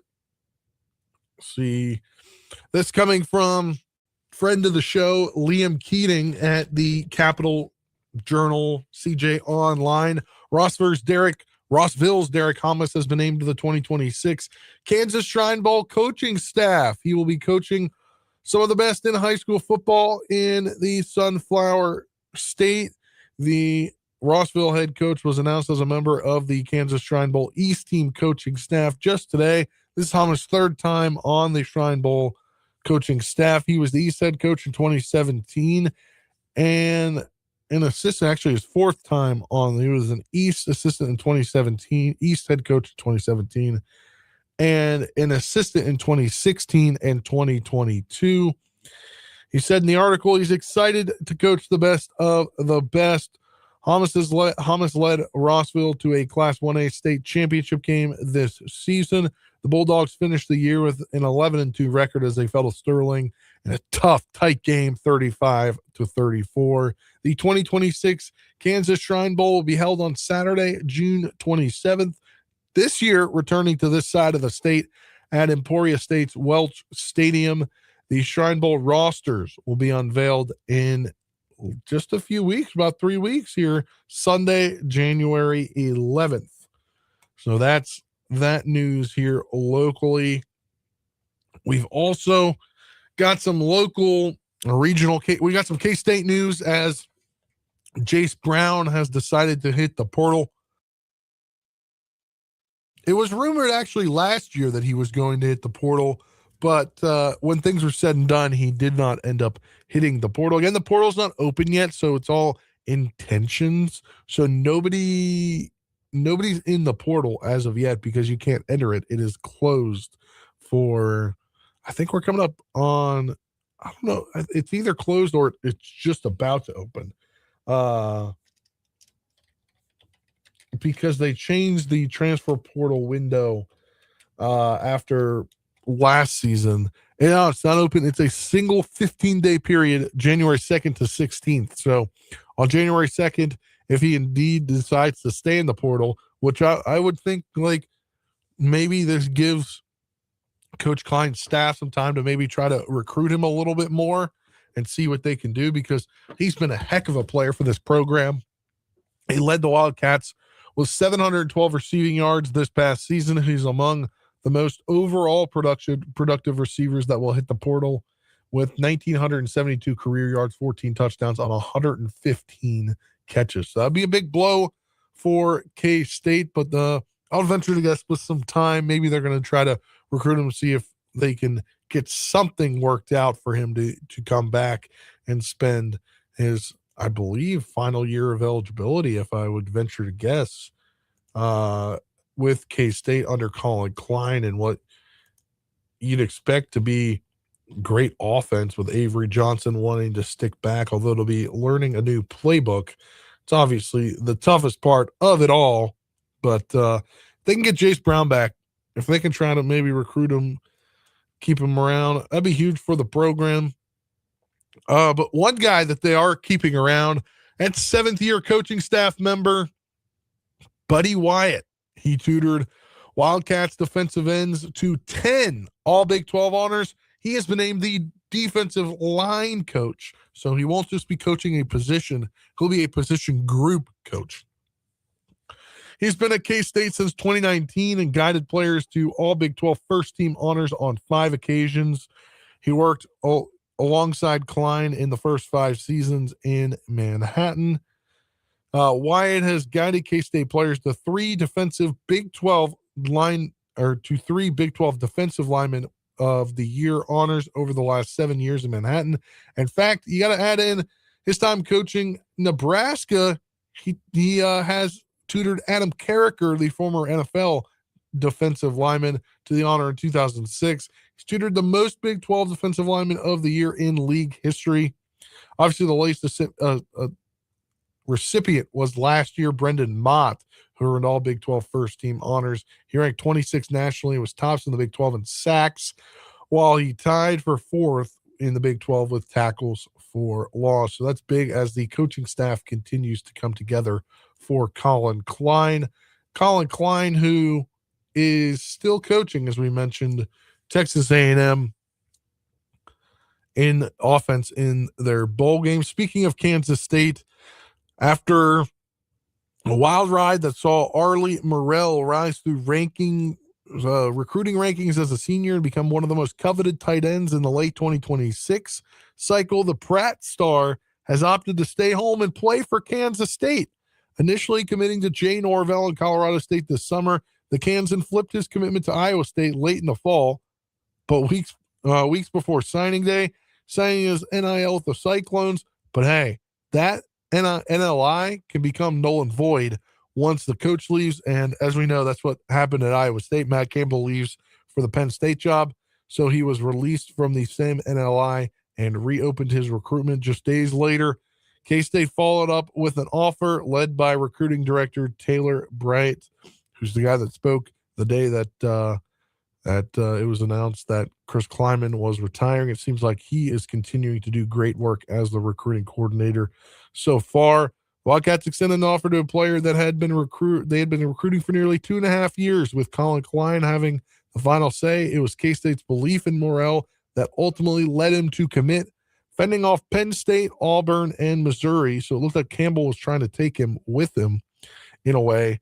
All showed late interest. It only took 24 hours for the tight end to make it official. So he will be staying home in the Sunflower State and going to Kansas State. Speaking of players staying in college or going to a college, we'll get into some national NCAA football news. Texas quarterback Arch Manning will return to school to play in 2026, finally putting to rest the questions about his future beyond this season. It's been a while, I think, that we've pretty much known. I believe Archie Manning, grandfather Archie Manning, he's the one that said it somewhere 3, 4, maybe 5 weeks ago, maybe even 6, 7 weeks ago, that Arch was probably coming back. He wasn't going to the NFL, and that's indeed what's happening. In a text message to ESPN's Dave Wilson on Monday night, Arch's dad, Cooper, said, quote, Arch is playing football at Texas next year. Texas officials told ESPN the full expectation was that Manning would come back next season, even though he could have declared for the NFL draft as a redshirt sophomore. At a media event in Orlando as part of the Cheez-It Citrus Bowl, where Texas will play Michigan on the 31st, Texas coach Steve Sarkisian said Manning would benefit from another year in college. Quote, he's a young man who's gotten better as the season's gone on, and not only physically, but mentally, maturity-wise, Sarkisian said. I would think he's going to want another year of that growth to put himself in position for hopefully a long career in the NFL. And he's got some unfinished business of what he came here to do and what he came here to accomplish. We had a really good football season. We left some meat on the bone with an opportunity to be SEC champs, national champs, and ultimately for him, I think the competitor in him is going to say, quote, man, I sure would like to get another crack at trying to do these things, end quote. In his first season as a starter, Manning played his best football in the second half of the season when Texas went 6-1 and made a late push for the CFP with a bowl game left to go. Manning's gone 227 for 340 for 2,942 passing yards, 24 touchdowns with 7 picks. Only 2 of those interceptions came in the final 7 games. He added 8 rushing touchdowns as well. So big decision there for Arch Manning to come back and play with Texas. I ultimately think it's the best decision. You heard Sarkisian lay it out in that quote, like unfinished business for them. And I think that is something that, he could use another year to get even better, because guess what? What he put out there this season, especially the bad moments, may not be what he wants to show NFL scouts, may not be what he wants. I mean, college football, the point of college football is to mature and grow into what could be an NFL quarterback. And obviously Arch has the last name to be in the NFL, but he also in high school showed that he had the number one recruit vibes, the things that everybody does at that level. So I think for him, another year is going to be very, very beneficial to him. Also want to go back to Kansas, or talk Kansas. Offensive tackle Graydon Grimes, he is entering the portal according to the transfer on 3 transfer portal source. The 6'6", 285-pound offensive lineman has 3 years of eligibility left. He is the son of Wisconsin offensive coordinator Jeff Grimes, so I would venture to guess that he might just wind up there. Obviously, I would venture to guess he went to Kansas because his dad was at Kansas in 2024. So yeah, I would venture to guess that that might be why he is transferring, because his dad is no longer the offensive coordinator for KU. That would be a big thing for me there. Got some Chiefs news as well. According to our friend of the show, Matt Derrick, our Chiefs insider, they have signed guard Nick Broker and safety Tanner McAllister to the practice squad, as they've officially signed CJ Hansen, the offensive lineman, and the safety Mike Edwards to the 53. There's been no official word yet of placing Patrick Mahomes on the IR and filling his roster spot, which everybody presumes will be quarterback, practice squad quarterback, the guy they keep bringing back, Chris Oladokin, to be the backup quarterback for the team. That is what we've got from the Chiefs. They worked out a ton of people today, according to Jesse Newell. BJ Adams, the defensive back from Central Florida, Cam Arnold, the linebacker from Boston College, Michael Barnett, linebacker from Michigan. They did sign Nick Broster. Derek Forrest, former commander, Cincinnati defensive back. He was worked out. Macaron James, defensive back from TCU. Jalen Mahoney, the DB from Vanderbilt. Damian Martinez, running back out of Miami, and Cam Smith, the defensive back out of South Carolina, were all worked out today, according to the official NFL transaction log. So the Chiefs trying to fill out the roster for the rest of the season. And looks like that will do it for our headline segment here on 580 Sports Talk. When we get back, we'll have an Ask Me Anything in place of Random Question Tuesday. I might throw out a random question to you guys as well. But you can put them in the YouTube comments, Facebook comments. You can text the show, 785-272-9429. I will be back with a round of AMA after this break. You're listening to 580 Sports Talk here on 580 WIBW.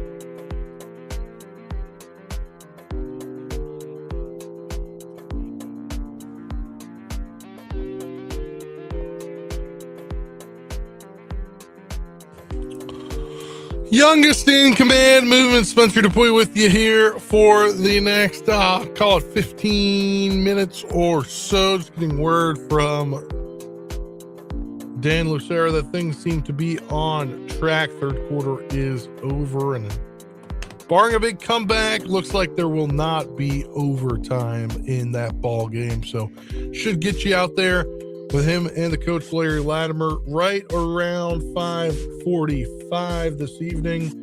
Yeah, let's get into some Ask Me Anythings here. I might even throw out a question or two to you guys to answer in the chat as well. Also, we'll go over an interesting post. I will play the audio here as well, time pending, unless you guys can go like for the next 12 minutes with Asking Me Anything. An interesting take on Patrick Mahomes' injury from a guy that has dealt with multiple of those injuries. But let me get to some questions here. You can send your text in 785-272-9429 through our text line. Again, the caller or the texter from the 816, Mike, said he needs me to tell Dan that KU is starting construction on the east side of the stadium, not the west. He's kind of mocking it, but he's wishing him Merry Christmas as well. So Merry Christmas to you too, 816. Let's see some Ask Me Anythings here in the chat as I'm going down. I'm trying to go back to the top because I think some of you guys did send them earlier, but I'm not too sure. So I'm going to go check here through the last hour or so. Let's see. It doesn't look like you guys sent any earlier. I thought I saw one, but I guess not. Favorite Christmas dishes, Mark, in the YouTube chat. I don't really know if I have a favorite Christmas dish. I mean, you can't go wrong.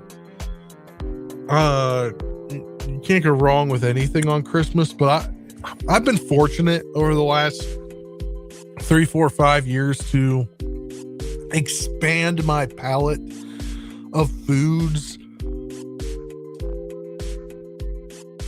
on Christmas because my brother-in-law of a couple of years, he is very Italian. So when we go over there to my sister and brother-in-law's house, it's what Italian food is my sister trying to make this week or this time or this holiday. So I don't quite know what is on the Christmas list this year for that, but Italian food is great food. But if we're going like traditional Christmas stuff, the ham, gotta love a Christmas ham. Ham is for Christmas, turkey is for Thanksgiving. If we're talking on that spectrum, side dishes, you cannot go wrong with macaroni and cheese. That's got to be one of the best side dishes of all time anywhere. My favorite part about mac and cheese is usually you make a lot of mac and cheese, so then you get it for the next few days. That's the best part about meals for holidays is you're gonna have some leftovers. Best part, my favorite part. Let's see what else we got going on here. Favorite holiday cartoon. The Grinch Stole Christmas from Mark H. The other one from Mark B.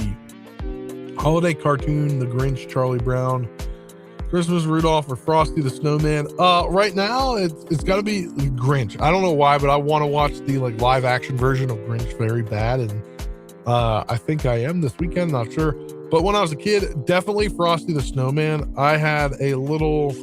I mean, my mom probably still has it somewhere, but a little not like a plush toy of a snowman with that was the thing I had every Christmas around me, starting whenever we set up Christmas. It was always, let's go to the box to find this little snowman, stuffed snowman. And so that was my thing. For Mark B, again, long days doing early ag side work and sports talk. I wouldn't say wearing me down. It's just sometimes I'd love to be here in the A block of the show and give my opinions, but fortunately, the official work is keeping me from doing that, which is, I guess, sometimes when we do these where we've got games and Brendan and Dan are out of the office and I get to host the final hour, sometimes I'll rehash and give you my take. I'm definitely looking forward to Spoiler alert, Friday, you will have me for the entire show just because of scheduling things. I was supposed to take a day off work. So I'll be taking the day off until coming in later because Brendan will be in Oklahoma and Dana's going to have our Friday night hoops game. So someone's got to be here to do what I'm doing right now. So you'll hear from me for the full show on Friday. A good thing because I got to take care of get a couple last minute gifts, and got to get my hair cut before I head home for the holidays. Because cannot go home looking like this. I think I'd be yelled at and told that I needed to immediately go get my hair cut. So gonna get that done on Friday and run a couple other errands. I can't believe I didn't kill that music until now. Thanks for letting me know, Mark B. Best Christmas candy, you can't go wrong with a candy cane or a Reese's Christmas tree. I think Reese's, any holiday themed, they automatically win. But I'm a big fan of the candy cane sticks. They're about like yay high, and they're really, really good. Best fast food burger. I don't really know. I'm a burger connoisseur, but I don't know what you call fast. Like, are we calling Five Guys a fast like, are we doing fast casual only? What are we labeling? I mean, I've never had In-N-Out, so I can't say I know what In-N-Out tastes like. Whataburger is pretty good. Culver's, I think, is pretty good. You can never go wrong with a double cheeseburger from McDonald's. I'll tell you that. Although I wish they weren't as expensive as they are right now. I remember when they were not that expensive, and that wasn't very long ago. So that'd probably be where I am on the fast food burgers. I'm not a big Sonic burger guy, but Whataburger is pretty darn good. Anybody have any other what is wrong with you? Any other ask me anything questions? Throw them in the chat or text us 785-272-9429. I want to give my topic or give my thoughts on this. We're going to play this here. Oh, I thought I was. Let me see if I can find it before I go crazy here. But there's a player who is near and dear to my heart because I thought he was going to be the best player ever. Turns out he did not. Now, I don't know. He might have actually deleted this post, but I'm going to have to go look for it. He was drafted number 2 overall by my favorite team just a few or just about 10 years ago, or not 10 years ago, 13 years ago. Let me see if I can find it, or did it in fact, he might have actually deleted it. I am not. No, here it is. On his podcast with his wife, Out of Pocket, Robert Griffin III gave his thoughts on Patrick Mahomes tearing his ACL as a guy that has torn his ACL twice and wanted to play, and ownership wanted him to play as well. I don't think that's he had a knee injury. The ownership wanted him to play. Then he ultimately tore his ACL and LCL. So let's hear Robert Griffin III's comments on, it's about a minute and a half clip on Patrick Mahomes' ACL and his thoughts on what he should do in recovery.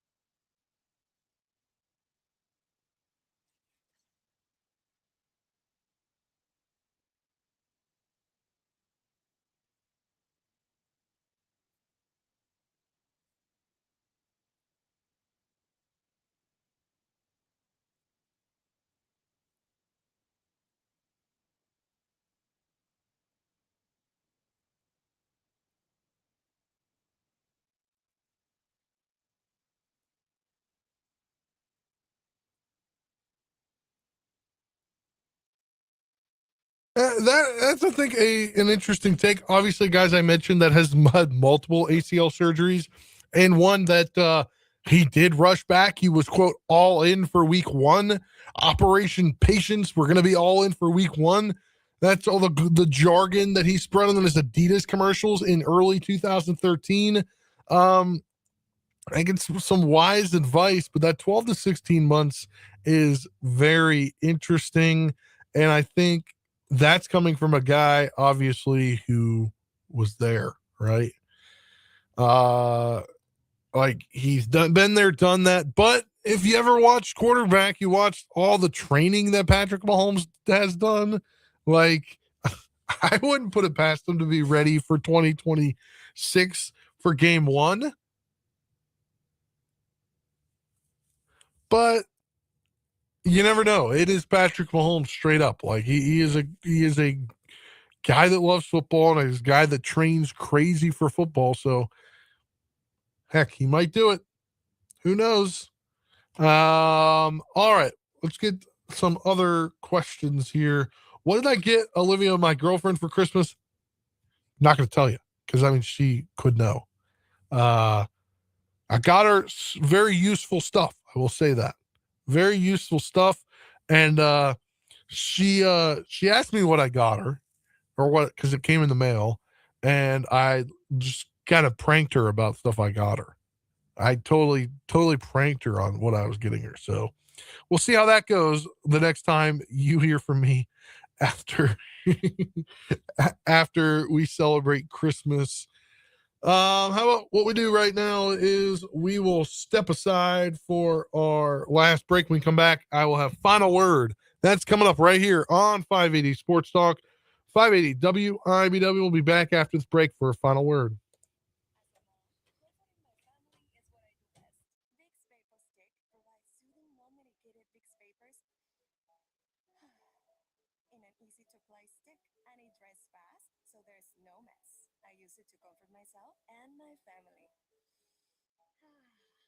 Soothing comfort for the whole family. And try Vicks Vapor Shower Max for steamy Vicks Vapors when you need more comfort for yourself. Use as directed. Here's what Topeka is talking about today. The LAPD says Nick Reiner, son of Rob and Michelle Reiner, is responsible for their deaths. A manhunt continues for the shooter at Brown University that killed 2 and wounded 9. October lost 105,000 jobs, and November gained 64,000, with unemployment now at 4.6%. You'll know everything when you stay connected. News that affects you. FM 104.9, 580 AM, WIBW. One of Macy's most wonderful holiday perks is happening right now. Macy's Money. It's only once a year, and it's a chance for everyone to earn rewards. Shop at any Macy's store, and you'll earn $10 in Macy's Money for every $50 you spend. No signups or memberships. Just earn automatically on everything you buy. It's that easy. So get that party dress, then use the Macy's Money for someone else on your list from the 18th to the 24th. Hurry in. Your chance to earn Macy's Money ends Wednesday. Exclusions apply. See store for details. Live free for a year with WIBW, with your mortgage or rent paid for all of 2026. Seriously, 12 months of payment-free living could be yours from WIBW. You guys are awesome. To change your life, just sign up at 580WIBW.com. Great. Enter each day to increase your chances to win. Live mortgage-free or rent-free for all of 2026. Courtesy of the Voice of Kansas. Sign up to win now at 580WIBW.com.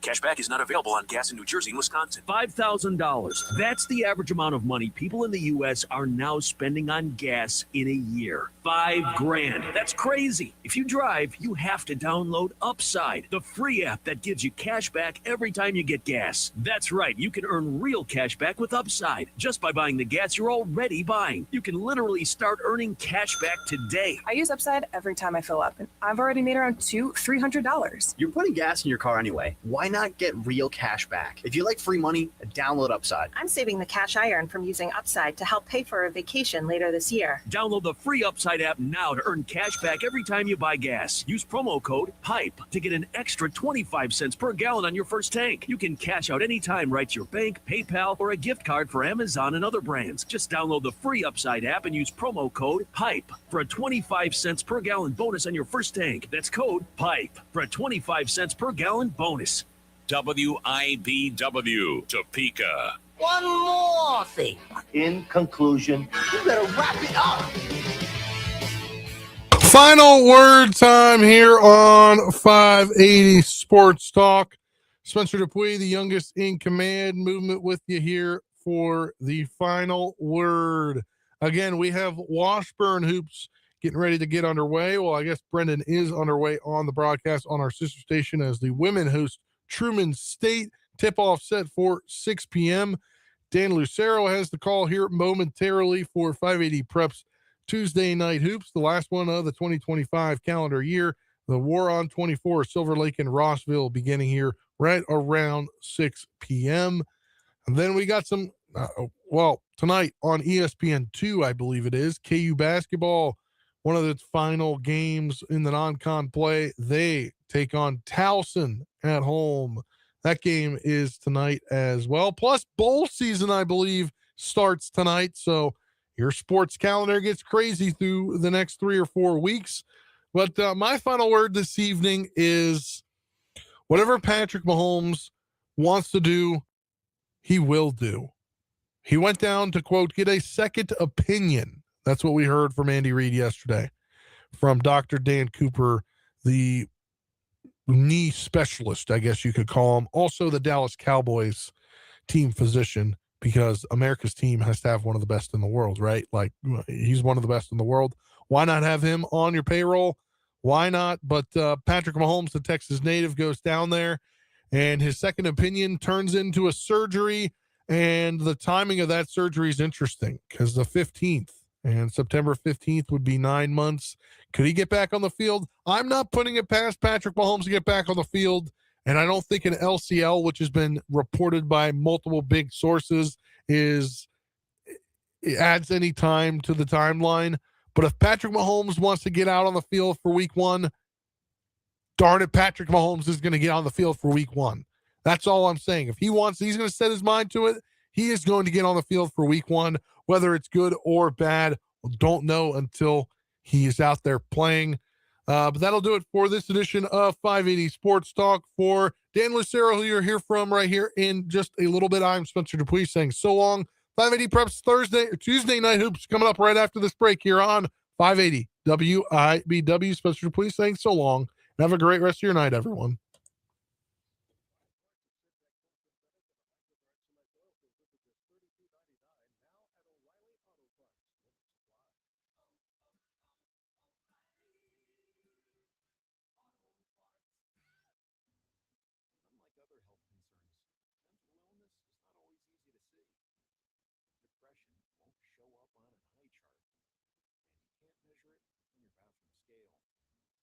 Sorting out a mental health concern is not